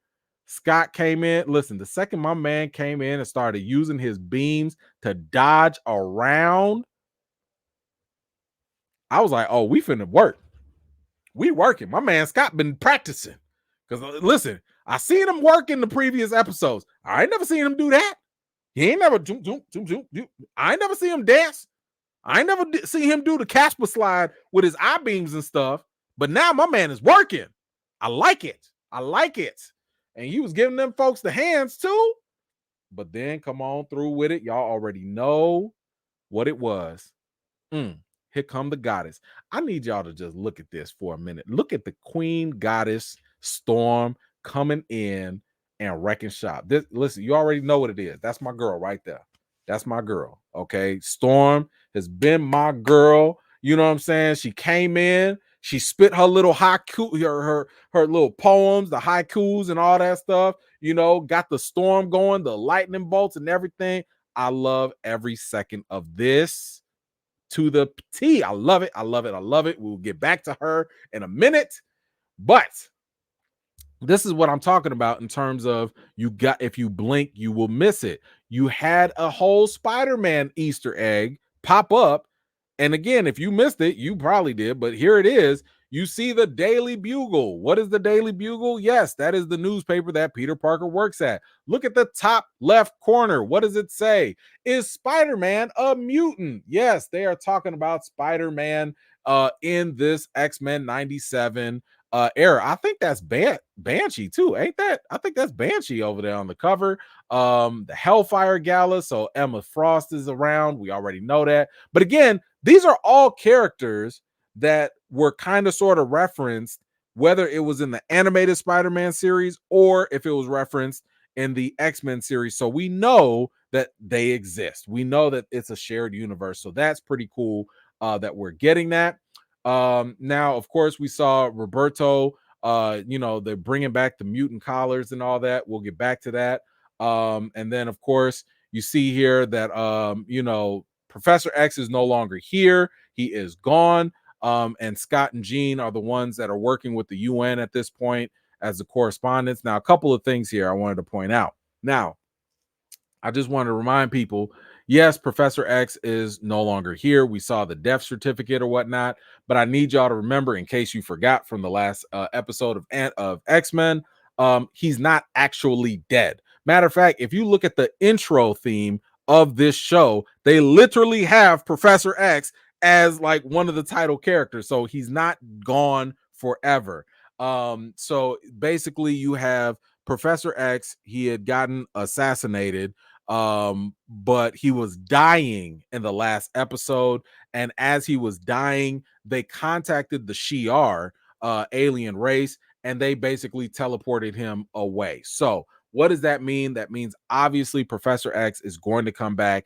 They told you in that episode that yes, the Shi'ar, we can save him. Yes, we have more weapons. You know, we have more, not weapons, we have more healthcare that you humans can't even think about. And they basically teleported him up. Now, here's the thing. Do not be surprised if Professor X, because it's been a year, okay? It's been a year now. Do not be surprised if he comes back into this show. And also, and I'll predict this now, don't be surprised if he comes back and he can walk. He might be able to just walk because, again, y'all got all this medical technology. Why not? But here's my issue. Y'all been to space. And keep in mind, Professor X had a whole love connection or whatever with Lilandra, you know. Y'all had all that technology. I'm just saying, if he comes back and starts walking, y'all had that technology and y'all couldn't have helped that brother out before? You couldn't have done that before at all? Now, y'all also know, and this ain't new to the MCU, Professor X, if he can walk, and he up there with his little boot thing up there, you know he clapping them space cheeks. You know he is. You know he getting them Shi'ar cheeks. Has to. That's why it's been a year. He could have came back 2 months after. But my man is spending his sweet little vacation time in space, exploring a new frontier. You already know it's happening. You know it. Listen, we grown. Okay. We grown. We all grew up with the show. We know what's happening now. Okay. Professor X think he's slick. Something else I want to bring up to y'all attention. Did y'all notice what this was? This is one of the reasons why, and I'm going to make a whole video on this. I think I'm going to have to make a video. This is one of the reasons why Brad Winderbaum already told us that the X-Men 97, they're in another timeline. They're not on the sacred timeline. And this had to be a great example how. These mofos had a whole Zoom call. They had a whole Zoom call in the 90s. Clearly, this was not our 90s. I don't know if you go back and you go watch the show, they had smartphones. They were flip phones, but they had Zoom calls on their smartphones. Now, as a kid, I didn't think nothing about this because I was just like, meh, professor's rich. Meh, he's got access to technology. Whatever. They had everything. They had the internet in the 90s with high speed. And we didn't blink. Not one of us sat here and asked, how? Not one. Nobody. Nobody sat here and said, how the heck did they call them? How did they make a hotspot out of? None of y'all asked that question. I didn't. I know I didn't. So this is how I know that they are in a completely different universe. They was on the Jetsons before we even knew it. Come on now. Come on now. Anyway, there's some other fun things that they were doing that we didn't consider, but I'll try and save that for a video as well. So anyway, we see here that yes, Professor's gone. We got Jean and we got Cyclops taking over. They're doing all the stuff here, but this is what I need y'all to pay attention to. Look at my girl. I want y'all to look at this queen right here, this goddess Storm. Okay. Would y'all look at, first of all, they made her darker. Shout out to the X-Men crew for making her dark skinned. Shout out to that. Thank you. But not only that, do y'all look at the African cheekbones? Come on, cheekbones. Come on. Listen, that is given straight up west side of Africa. Okay. She clearly, I want to say she was Kenyan, if I'm not mistaken. Okay. I want to say she is Kenyan in her roots, but I'm here for the cheekbones and the dark skin complexion. This is the Storm I've always hoped we could get, and I love the fact that we got it. Look at the cheekbones, and she's fine. Look at that woman. Okay. No disrespect to Hallie. No disrespect, but ma'am, you was never it. That was never a good casting. We all knew Angela Bassett should have been Storm. I love Hallie now, but nah, that wasn't it. This is my Storm. That's the Storm I want. Oh, yes. Yes. Listen, that's the Storm on my chest. I like it. So, with that said, we also got some other characters. Now, I think this was overblown. I saw people online tripping over Gambit wearing the shirt. Listen, for some of y'all people that are young and just did not know, people wore shirts like this in the 90s. The Bill and Ted, they wore crop shirts. Fresh Prince, Bel Air, Will Smith, he wore a shirt like that. This was a 90s thing. And I'm seeing way too many people trying to import their 2024 mindset on the styles of what happened in the 90s. That's not how it went down. People wore this and they were fine. Okay. That was just a style decision. So that doesn't mean that they're making Gambit gay. That's not what, listen, Gambit has been after Rogue from day one. Tell me you haven't watched the X-Men without telling me you haven't watched the X-Men. Gambit loves him some Rogue. That's all. He was engaged. Did y'all forget? My man was engaged and he had a whole marriage going on. See, some people forgot. But anyway. So anyway, we got Scott here. He's back in charge. And but they're dealing with the loss of the professor not being around, and that is clearly going to be an issue for them. But one of the things that also happened is like, yo, what is going to happen with them because Jean is pregnant, right? We see Jean is pregnant. We see that she is clearly going to be expecting. Of course, a lot of you comic fans already know who that baby is. The previous series already teased it as well. But they also have to. But listen, let me tell you something. This right here, this is how I knew this show was still on point, because they kept this energy going of Logan versus Scott. When I tell you, when that scene came up and Logan was like, the worst thing about the professor being gone? You. Oh. Emotional damage. I mean, Scott was like, Logan be stinging. Logan does not hold back. And that's what this is, the Wolverine that made him popular later on. Keep in mind, don't be fooled by that Hugh Jackman nonsense. I like Hugh Jackman, okay? But what I'm saying is, Logan was never meant to be the main character. He was always supposed to be the side dish that we enjoy, but he was never the main course meal, okay? He was always the supporting character, but man, he would come in and he'd be dope. He'd be the grumpy dwarf, the grumpy whatever, like he would poke and fight with Cyclops, and I was here for that energy. I loved it. Then we move on. We see them going after Garrick. This is the guy who supposedly assassinated Professor X. But they also did oh, wait. Hold on. Before that, I have a gripe. I have an issue. We have to clear something up. I told y'all before that this show has always been about progression and all that stuff, but it's also been about a love story too, and a couple different love stories. Yes, we have Jean and Scott. Yeah, we got the love triangle with him and Wolverine. We got all that, right? But let me just tell you something. This show, X-Men 97, has been doing Rogue bogus. Now, we will talk about what happens in episode 2. I know y'all seen it already, but I'm going to talk about right here, right now.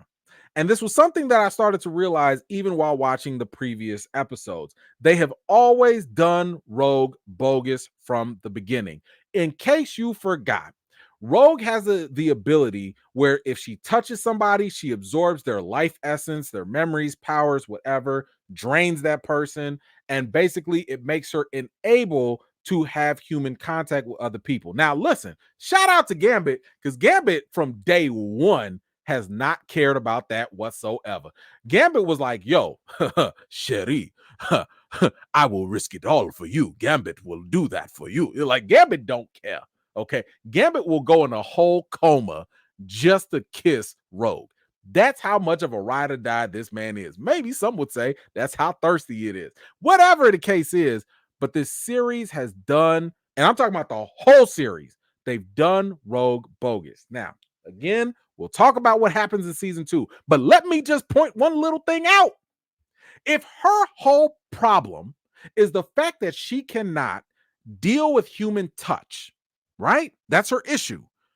Tell me why not one time have they ever thought about, and they have this, by the way, they have this at their disposal. Why has no one ever thought about putting the collar on Rogue? Somebody please explain that to me. What does this collar do? This collar temporarily turns off people's mutant powers. They have that at their disposal. Why is no one putting the collar on Rogue so she can live her life and maybe hang out with Gambit a little bit more? I'm just saying, easy fix right in front of our faces. It's existed for years. This collar did not just show up. They had that collar all the way in season 1 and season 2 and 3 of the X-Men. I'm just asking, why has no one thought, hey, you know what? If I put this collar on, I don't have to be all depressed. I don't have to go around sneaking around the mansion, doing other things with other people. I don't have to do all that. Just wondering why that hasn't been explored. Just saying. Anyway, just saying, people can wear collars, you know what I'm saying? Like, whatever. Anyway, what else we got here? So I feel bad for my man Gambit, but we're gonna talk about that later. So we go back to the interrogation where we see here that the guy who supposedly assassinated Professor X, he's in prison, but he's the one that knows about what's going on with the secret plot to get rid of the mutants and all that. And man, Cyclops was like, man, let me tell you something. Have you met my wife? I don't think you have. Pow! She came right into his mind, went all up in there, and she was going deep, and she found out all the scary stuff that was going on. And yo, shout out to the animation. Yo, how they gonna slip in some horror in here? Who knew that they were gonna slip some horror into this at the same time? Now, I'm gonna just give y'all a little tip. I'm gonna just give y'all a little something real quick. It's not a spoiler, but I'm gonna tell y'all this. For episode 3, they tap into these vibes. I'm not going to tell you what it is. I'm not going to tell you how it is, but these vibes get tapped into, and it's going to be something to see. It is going to be something to see. It is fantastic. And absolutely one of my favorite elements of the next episode. So you can definitely count on that. But the way the animation is dealing with this kind of stuff, we've never seen that before to this level in this whole franchise, and they do a great job. You'll know it when you see it. And by the way, because y'all probably already saw my little short where I talked about one of the biggest problems with X-Men.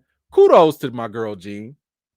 Went through all that psychic trauma and didn't faint not once. Not a single fainting. I was so proud. Because listen, the second she got in there, I thought she was gonna. I was like, Cyclops ain't even there to carry you or nothing, and nobody was gonna pick you up, and you pregnant. I was worried, but she held it together. So shout out to her. What is this here? Oh yeah, okay. Then we see them going out to the desert. They got to go stop Master Mold and all that. And y'all, let me tell you something. This scene right here is how I knew that they knew the assignment. They understood the assignment. I ain't never seen Cyclops have such a cold moment than the greatest superhero landing we've ever seen. Period. That moment will go down as the greatest superhero movie landing we've ever seen. Greatness. And it was just one of the best moments. But I'm gonna tell you another moment that topped it for me, and it came right after that. I mean, this whole episode had nothing but gold per episode, per couple of minutes, I should say. When my man dropped one of the best lines that I'm just gonna put this in my vocabulary. Give him the forecast. And then the goddess showed up.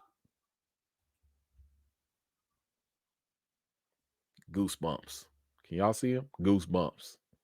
I got goosebumps when this man said, give him the forecast. And then storm came through. Wind, water, storm. Whatever she says.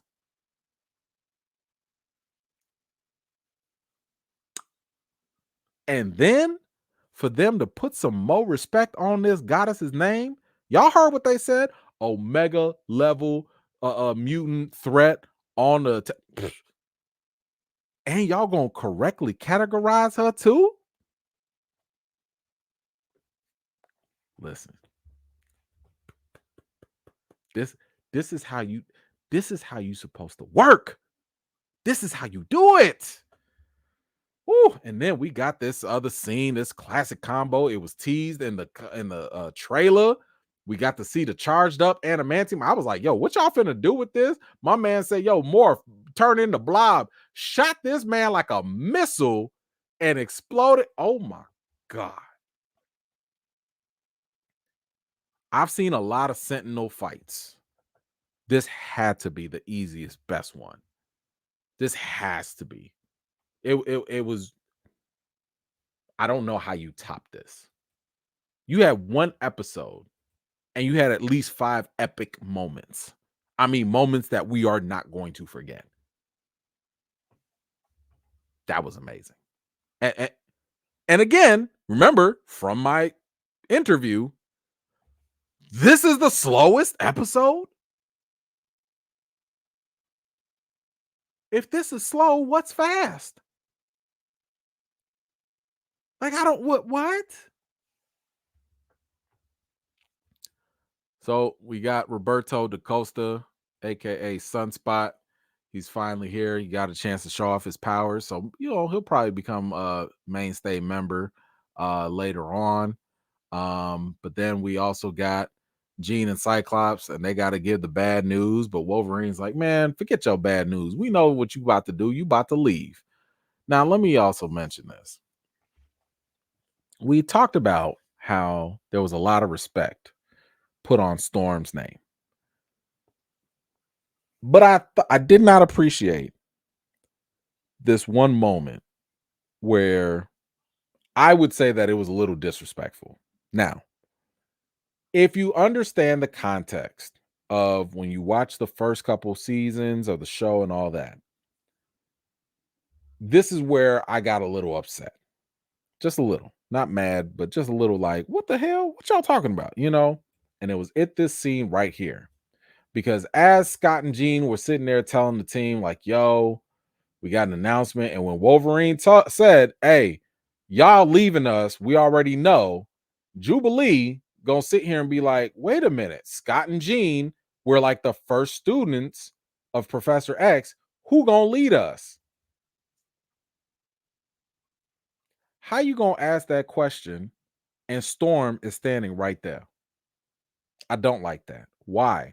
In the first couple episodes, when Jubilee of all people were introduced to the X-Men, hey, this is Scott and Jean. Scott's the leader. Oh, by the way, Storm, she's second in command. When did that stop? Even in the comics, Storm was the one that was the leader when Cyclops was off there tripping or whatever. She beat Cyclops to become the leader of the X-Men. She's the leader of the Morlocks, or she was until she gave it back. Like, Storm ain't no joke. Is she a joke to y'all? I'm just saying. She's gonna sit there and say that when the girl, she's standing right there. She would lead y'all. Man, if y'all don't put some respect on her name. Anyway, we move on. We get to the big little cliffhanger. And of course, we see Magneto in the office. Just one little thing real quick to look at. And I love the details. Did you notice how he passed the book to them? This is how I know these people know what they're talking about. Now, other lazy artists probably could have just been like, oh, he tossed the book or whatever. Look at the edges of the book and how they are lit up. See how they're not lit up anymore? They were lit up. Why?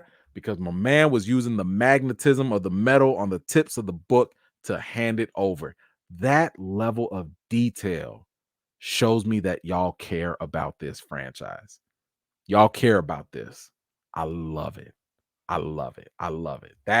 Just that little, they didn't have to. They didn't have to. Nobody would even care. I love the fact that they just did that little bit. Oh, makes me appreciate them so much. And then, of course, Magneto was like, what's up, suckers? Y'all in my house now. What you think? Boy, I know that man Cyclops was hurt. He was like, man, the professor don't trust me no more. Professor didn't even leave that man the bank account number. He ain't leave him no passwords, nothing. They just been living there. My man can't get no withdrawals from the account, nothing. Can't even get into the screensaver. Can't even open up the safe or nothing. Just, oh well, everything to Magneto. Sorry. Whoo, boy, that man is hurt. I tell you. I tell you. But anyway, that is all for episode 1 of X-Men 97. This is the point where I ask you guys, give me your rating for X-Men 97.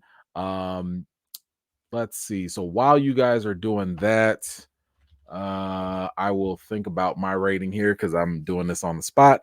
Let's see. The writing I thought was fantastic. I mean, it's animation, but I would say the portrayals of the characters were also really, really on point.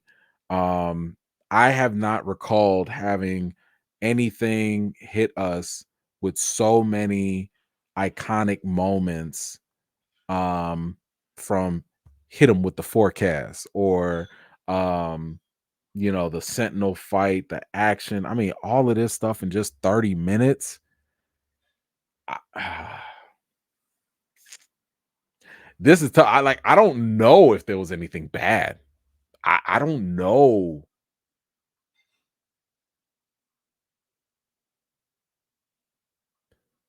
I think I'm gonna give it a 9. And that's being safe. I'm doing it on the spot, but I'm gonna give it a 9. This is a hell of an introduction. This is a great way to get me in. I'm gonna give it a 9.5. I'm gonna give it a 9.5 because it made me feel good. I felt great. I felt great, and I felt good rewatching it. I'm gonna give it a 9.5. So it might be on the high side. I don't care. But let's see where y'all landed with it. We got 10, 9, 9, 9, 9, 8, 8, 10, 9, 9.5, 8, 9, 9, 9. All right, 9, 9, 9, 9.5. Okay, listen, hey, that works for me. It sounds like everybody is on the same page. We enjoyed it. That's what matters. We enjoyed it. All right. So before we get into episode 2, let me grab some of these comments here. And then we will get started.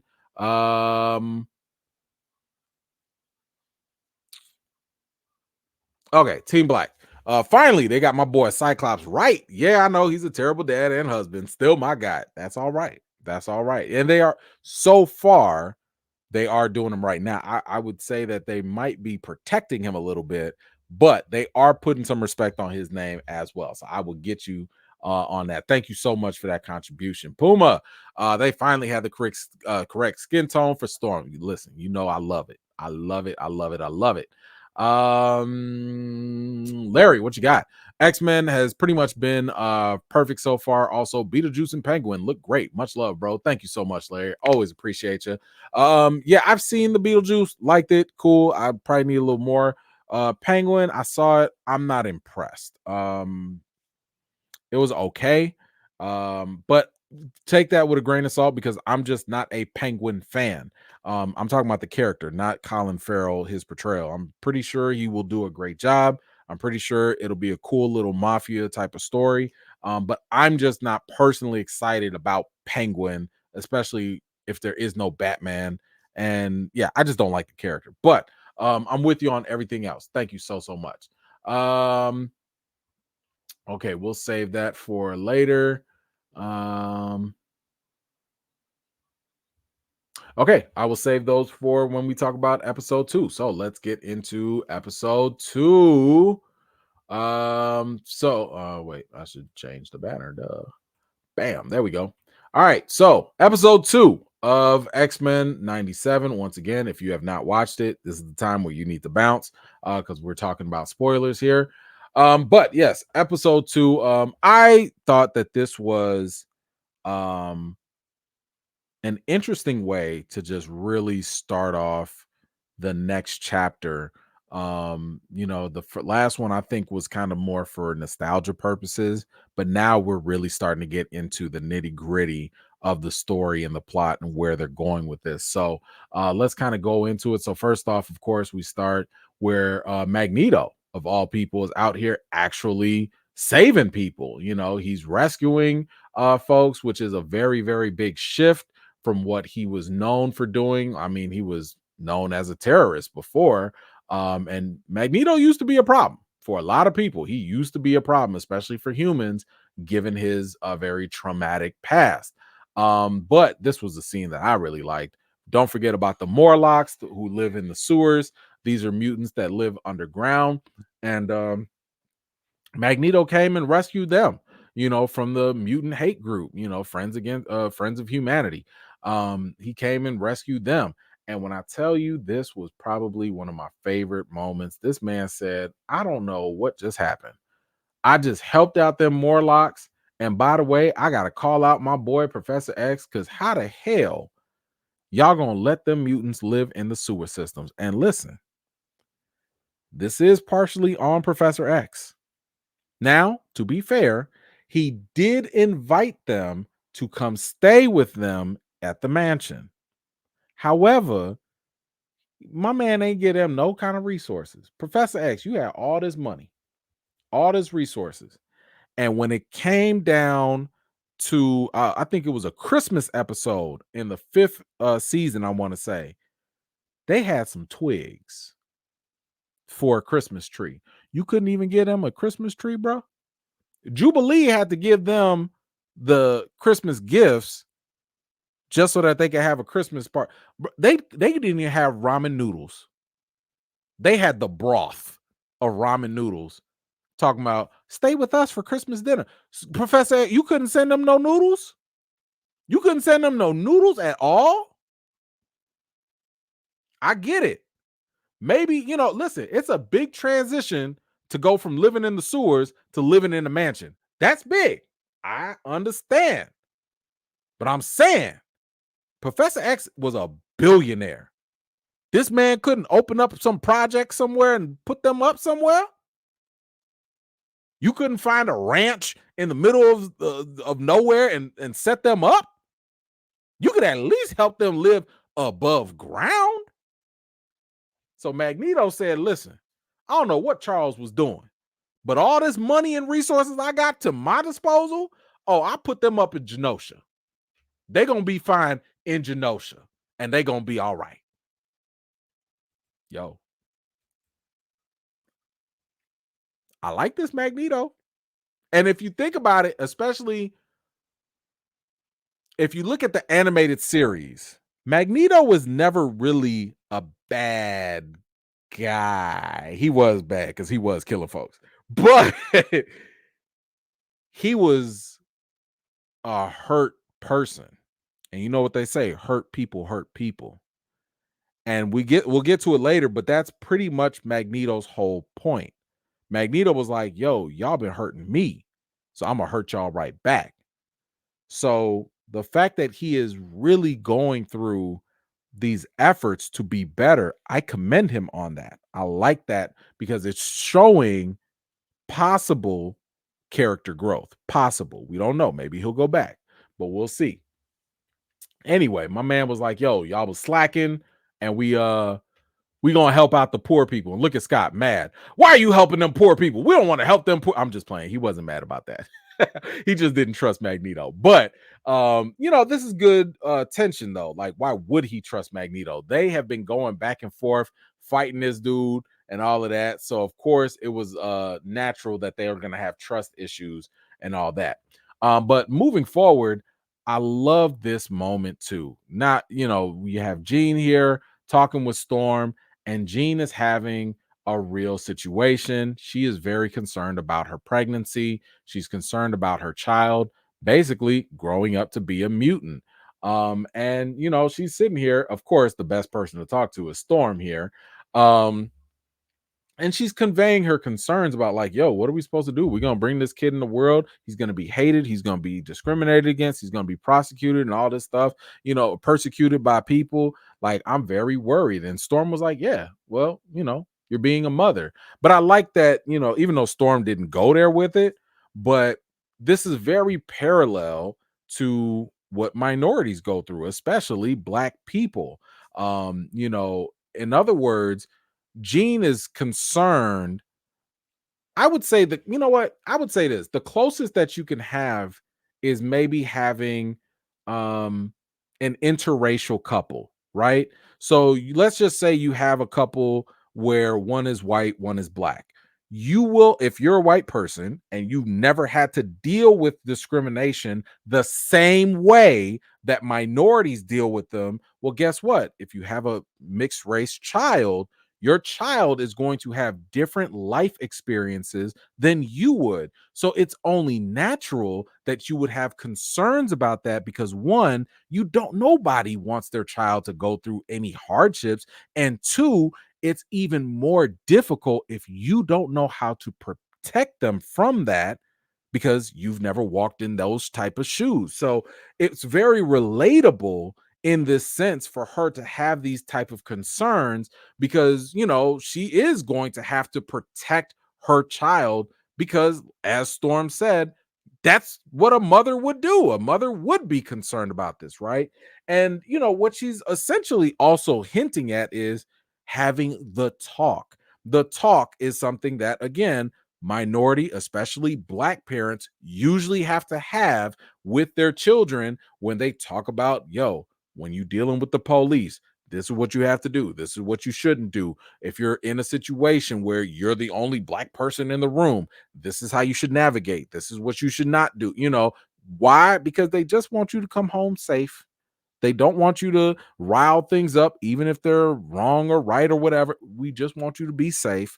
So, what's interesting about this is that I like that Storm doesn't deter her from keeping that truth from her son. Obviously, won't be able to, right? Like you're a mutant with two mutant parents. But there's this mindset that I think is ridiculous of trying to shield children from the realities of the world and the oppression that they might face or the challenges they might face. And there's some people that believe that we just shouldn't tell our children any of these things because if we just tell them that life is great and everything is going to be wonderful and you can do anything in life, what do you think is going to happen when those realities do hit them?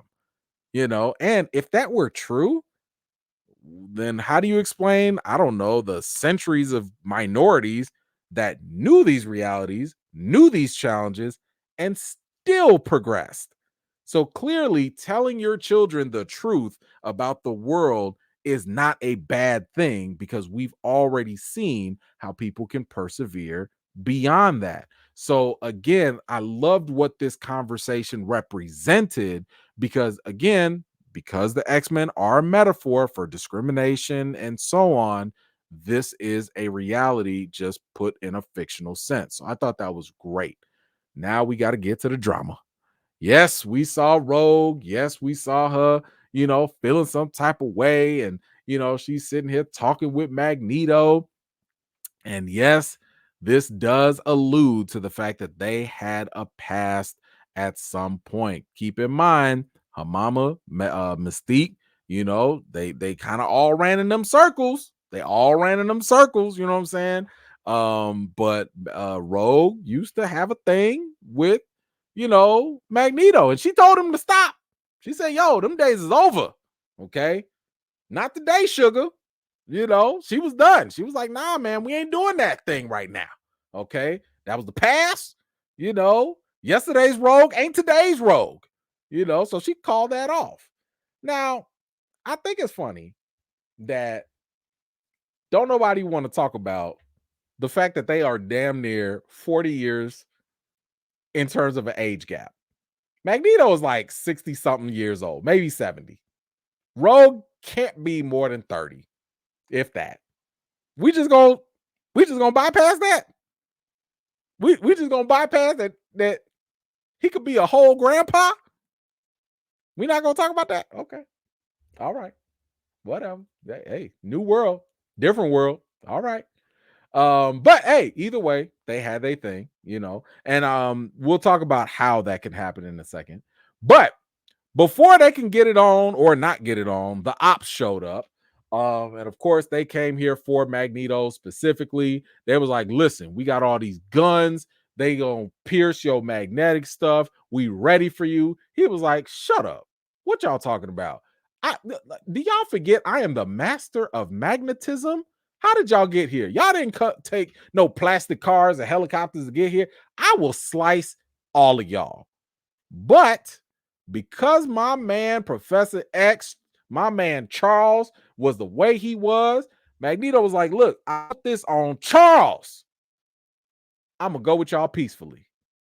Y'all better respect that man's memory, because that's the only reason I'm coming with y'all peacefully. And he let him collar him up and everything, and he went ahead. Now we fast forward, we get to the UN, and we see a nice little protest going on. Now, listen, don't forget, the X-Men are symbolic of a lot of things, a lot of ideologies, and a lot of people. I don't think it's a coincidence that they are showing a bunch of people going to a government facility, maybe even rioting, maybe trying to stop the legal actions from happening. But we see a bunch of folks show up, no coincidence. And then we get this classic moment here. Now, for those of you that don't know, this is straight up from the comics. I mean, from this Magneto, no, they're not trying to make him a zaddy or anything, but this is straight up from the comics, from the uniform, also even from the pose where he is right there in shackles, there to face his crimes or whatnot. So that is something that, again, you can totally tell that the creators knew the material, they knew what they were doing. And I absolutely love this moment, because while he was still committed to Professor X's memory, you're seeing him talk about how not only is he alluding to his past and his traumatic childhood being a survivor of the Holocaust, but he's also talking about how everything humans have done to mutants. So he's like, listen, y'all sitting here acting like I'm the terrorist. Meanwhile, you guys are literally trying to commit genocide and attack all of us. Sound familiar? I'm not going to go there, but if it sounds familiar, you can kind of see how complicated that issue is.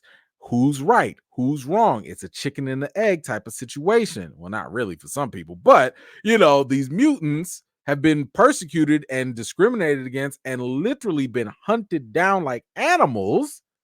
Meanwhile, the establishment, humans, are sitting here acting like, we just trying to defend ourselves by exterminating all the people, by exterminating all the mutants. Again, might sound familiar.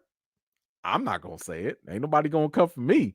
But, it is a complicated issue that's going on. So moving forward, we also got Jean. She's starting to feel her issues with the pregnancy. And I love how unprepared Logan was.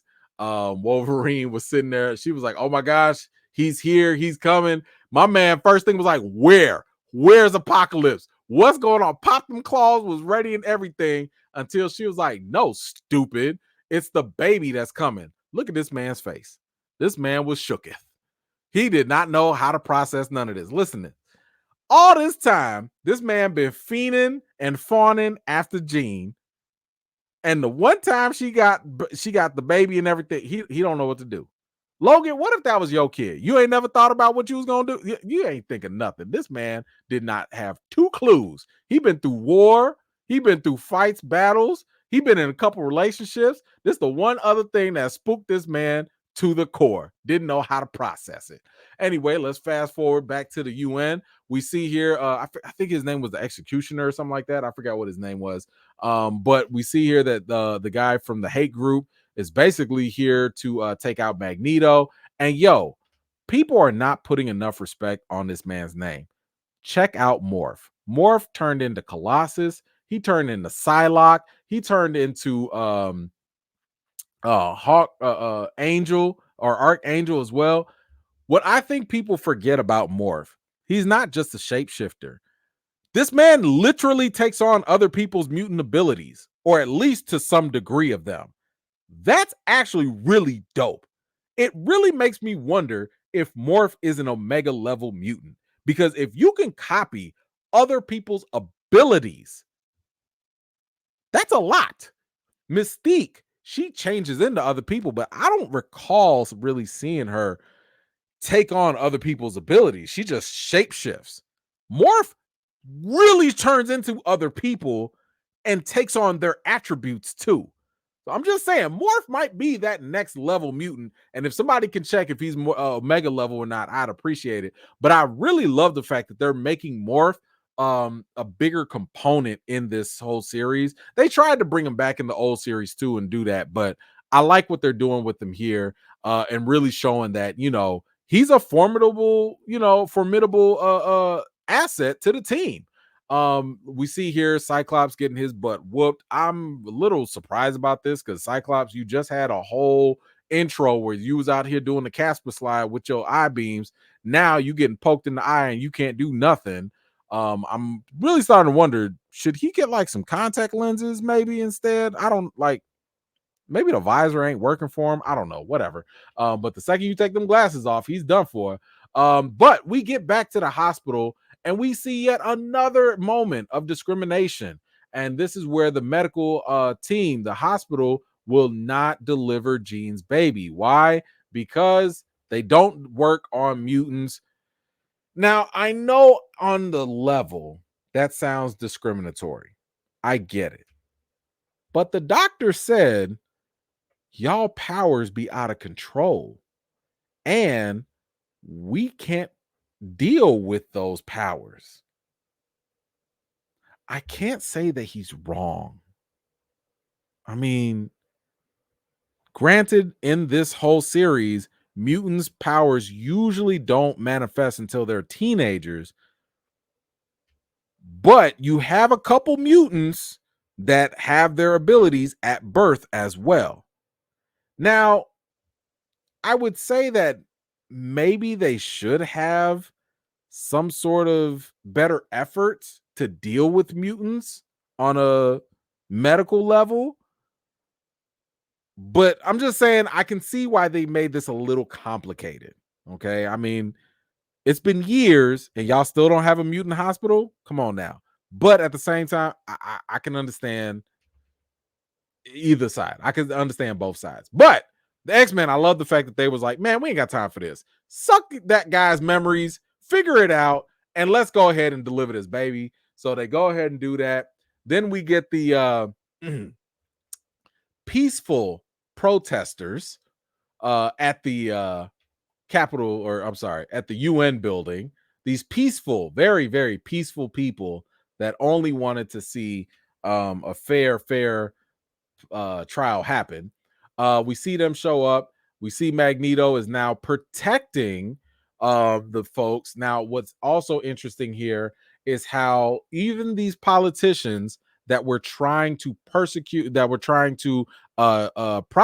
Magneto, that were against him, they started to see how even the people that they represent turned on them because they were just trying to give him a fair trial.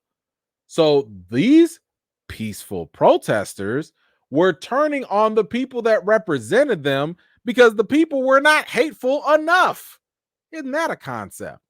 But then we see the executioner guy get ready. He takes a shot and my girl Storm.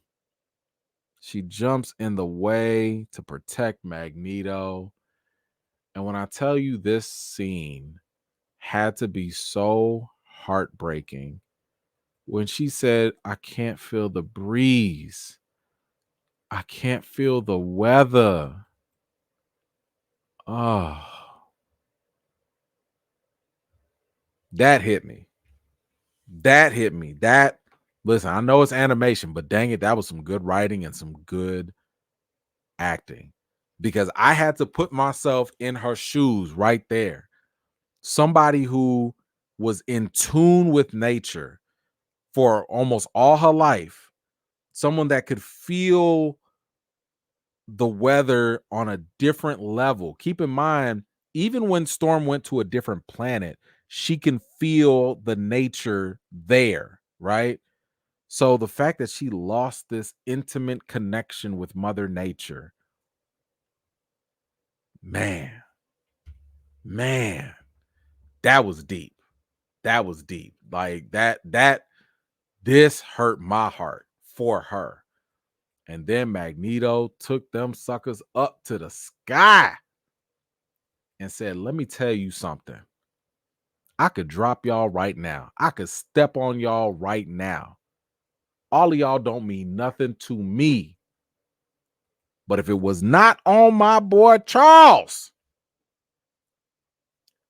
I am trying to prove to y'all that I am better than what y'all think of me. And I put that on Charles. That man was spitting. Because I really thought we was going to get old Magneto. I really thought old Magneto was finna take that asteroid chunk and be like, pow! See y'all. I don't care. Forget all of y'all. We going to Genosha. I thought that's what was going to happen. But my man lived up to his word. He figured it out. And he was like, nah, we ain't going to do that right now. We ain't going to do that. And because of his actions, we actually got the UN pardoning Magneto and giving aid to Genosha, which basically created a free, recognized nation of the mutants. Now, if you are familiar with the comics, you already know ain't no such thing as a good thing for the mutants. Mutants cannot have anything good. Just they never can. So this is a great gesture. I love the direction, but if I know the history of the mutants, this ain't gonna last long. Yeah, it's just not, because humans and their propensity of fear will always drive them to doing crazy stuff. Anyway, we flash forward, we see that baby Nathan Summers is finally here. And of course, if those of y'all that don't know who Nathan Summers is, that is Cable. That is Cable. So just so y'all know, and this was already confirmed in the old cartoon series as well. When Cable, the time traveler, showed up, Jean read his mind, found out that was actually their future kid. So I like how she's, calling him this as if she didn't know who he was, but maybe she didn't, whatever. But look at this. Y'all still got, man, poor Logan. Logan just ain't never, he just never gonna win. My man ain't just never gonna, he just never can get. Listen, just as much as I talked about how they always was fainting in the old X-Men series, when I tell you this man Logan would say, Gene, every other episode, no matter what, Gene. It took this man maybe 2-3 seasons to stop Gene every single time. Every time. This man was so mad that when Jean and Cyclops was getting married, he decided to stay in the danger room just to kill multiple Cyclopses. Bro, how you this crazy over a woman? You ain't even, have y'all didn't even date. Like you act like she, you was dating her and then she left you and then you ain't get, like, you've had whole relationships, but yet Jean is the one. Now, I believe we found out earlier, no, I think that was in the movies, Jean kind of helped fix his mind. So maybe a love connection was made there. Maybe. But I'm just saying, it was my man. He been struggling. He been struggling for a long time. Okay. Anyway, we go forward. Hank, he's doing his science experiments. He finds out that the effects that happen to Storm are actually permanent, or at least that's the way they look and seem right now. Storm is absolutely devastated. She leaves her message for the team that she is going to leave. Everybody in the mansion is going through their own little drama right now. Looks like Magneto is actually going to get him some sugar after all. And for those that were wondering, Magneto is able to nullify some of the effects Basically, I think I don't remember the exact technical way of it, but he's using his powers as a way to kind of create a shield. So that's why her powers can't like affect him like that. That's why they can actually interact. Um, so, and if you notice during that scene, you see like a quick little spark of Magneto's powers right under his hand, or right under her hand. So that's why they're able to do this. But I've already told y'all all of this stuff could have been avoided very easily. And y'all out here really putting my man Gambit through it. Look at this. Why my man Gambit got to go through this? Why y'all doing this to him? And he saw this. He saw her come out of the room. Why y'all do this to Gambit? Why? It's not okay. That's not okay. Gambit don't deserve that. Gambit ain't do nothing to nobody. All Gambit has done has tried to love Rogue with all his Cajun heart. And this is how y'all play Gambit? That's not cool. My man was out here making Benghays for everybody, and Magneto just showed up and took over. He ain't do nothing. But he gonna get that little sugar. He gonna get that sugar all right. I feel bad. Anyway, I like this scene right here though. I love this scene with Wolverine and Morph. Because and you know, I saw people online trying to make this more than it is. Please don't. Like, don't try and force things that are not there. Wolverine and Morph are just friends. But what I like about it is the fact that we got this even in the earlier episode. Wolverine told you why Morph was like one of his best friends. It's because Morph is one of the few people that actually understood Wolverine and was one of the few people that made him laugh. And this was so funny. This scene was so hilarious because he was like, yo, let's grab a beer. Let's eat some snacks. Because, you know, he's still hurting over the fact that, you know, this is why Wolverine is still hurting, right? But Morph already knows how to get Wolverine to get in a better mood. We got to fight. Let's go fight. Let's go. I'm going to be your worst enemy. And Wolverine was like, chink, let's go. Because they are just that best of friends. I loved that aspect. I love the fact that Morph can joke with Wolverine. He can poke fun at her. Even when they was in the club earlier, he turned, you know, he was changing in the gene and stuff. Like, he gets him. And keep in mind, Morph also understands trauma. This guy has gone through it as well. So the fact that they both can bond and they're both friends about it, I love that camaraderie. Then, of course, we saw Storm. She left the mansion. She is going off somewhere just to live her own life, because right now she's a straight up human, no powers, no nothing. So we will see what happens with her moving forward. And then last but not least, we get the knock at the door. And who is it? Jean. The hell? What is going on with that? Well, and that's how they leave us. Now, if that was not a good cliffhanger, I don't know what else was. But you know, I think for a lot of comic fans, we know exactly where it's going. Like I said, I did see episode 3, so I can confirm that yes, they are going in that direction. And I think that they do a very interesting job with it, but we will talk about that on Wednesday when y'all catch up.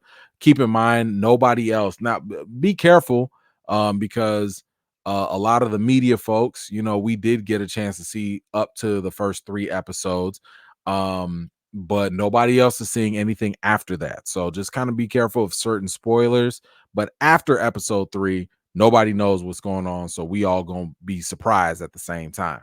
But anyway, okay, we have gotten to the end of episode 2. So I need to know now, what is y'all rating for episode 2? I want to, while you guys discuss that, I'm going to give you my thoughts on the episode 2 rating. So, great drama, much more emotional, not as much action, but that's not a bad thing. Still impeccable writing. It is a little bit slower, but again, that's not terrible or whatnot. I think I'm gonna give this one a 9. So if episode 1 was a 9.5, I'll give this one a 9. because I just thought it was like I didn't see nothing really bad. Like it was solid overall. So I'm gonna give it a 9 out of 10.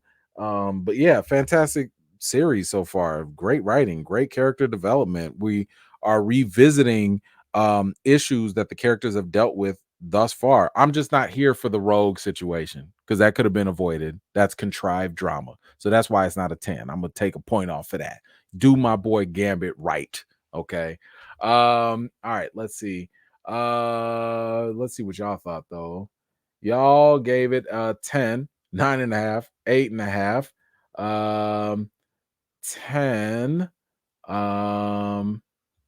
Let's see, 9, 6. Dang, a 6. Wow. All right. 9.5, 9, 10, 10, 9.5, 8.5, 9.5, 9, 10. All right. 9, 8.9, 8, 9, 8, 9, 8.5. Okay, cool, cool, cool. All right. So yeah, I think we're all set. So I think we could say that so far this series is off to a good start. Um, I'm with it. I am very happy with what we're doing, with where they're going with it. And I think that this is definitely touching the nostalgia vibes like very, very well. But yeah, I'm very happy with where we're going. But anyway, guys, like I said, we will get back to this. We'll get back to going through the episodes on Wednesdays. I think it comes out Wednesday at like 2 o'clock in the morning, 3 o'clock in the morning, whatever stupid time frame that was. But we'll get back to doing that and checking those out. And yeah, I'm looking forward to this. I think that this is going to be solid. And they only have, they can only keep going, and hopefully they keep this energy up to the very end. Keep in mind that 2 seasons have already been greenlit, so they already have both seasons from Bo DeMayo already in the bag. So hopefully they keep this up. But let's see, I got a couple comments here. Anthony, Kobe update. I don't have one. There's nothing. The closest I have, no, I take that back. I do have a wireless e-collar. I got an e-collar now for him. So I am going to test that out and see where he goes with it. Now, I'm not going to use it for punishment or anything. But I do think I need to keep it on hand just in case. So for example, I'm gonna start off by just introducing it to him slowly. I'm just using the vibration. I'm not using the sound, I'm not using the shock or anything. But I'm gonna kind of get him used to just using the vibration to understand, like, if I call you, come. And if you don't come, this thing is going to keep bothering you until you come. So I'm going to try and, give him treats and stuff like that just to get used to it. But my man has had another incident. He had another incident where my niece, who spoils him, she spoils him more than us. Like, she picks him up, even though I tell her to stop picking him up.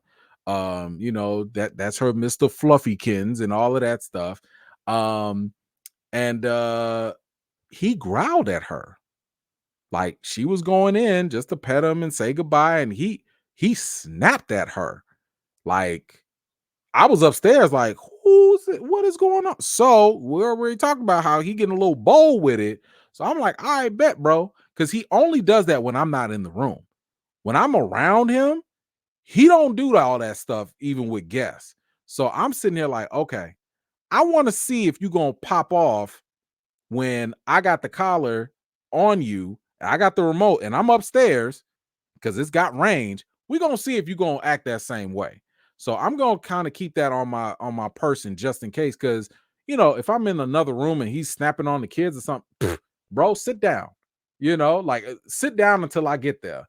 So I don't want to have to use it, but for his protection, because if he bites somebody, he's done. He's out of here.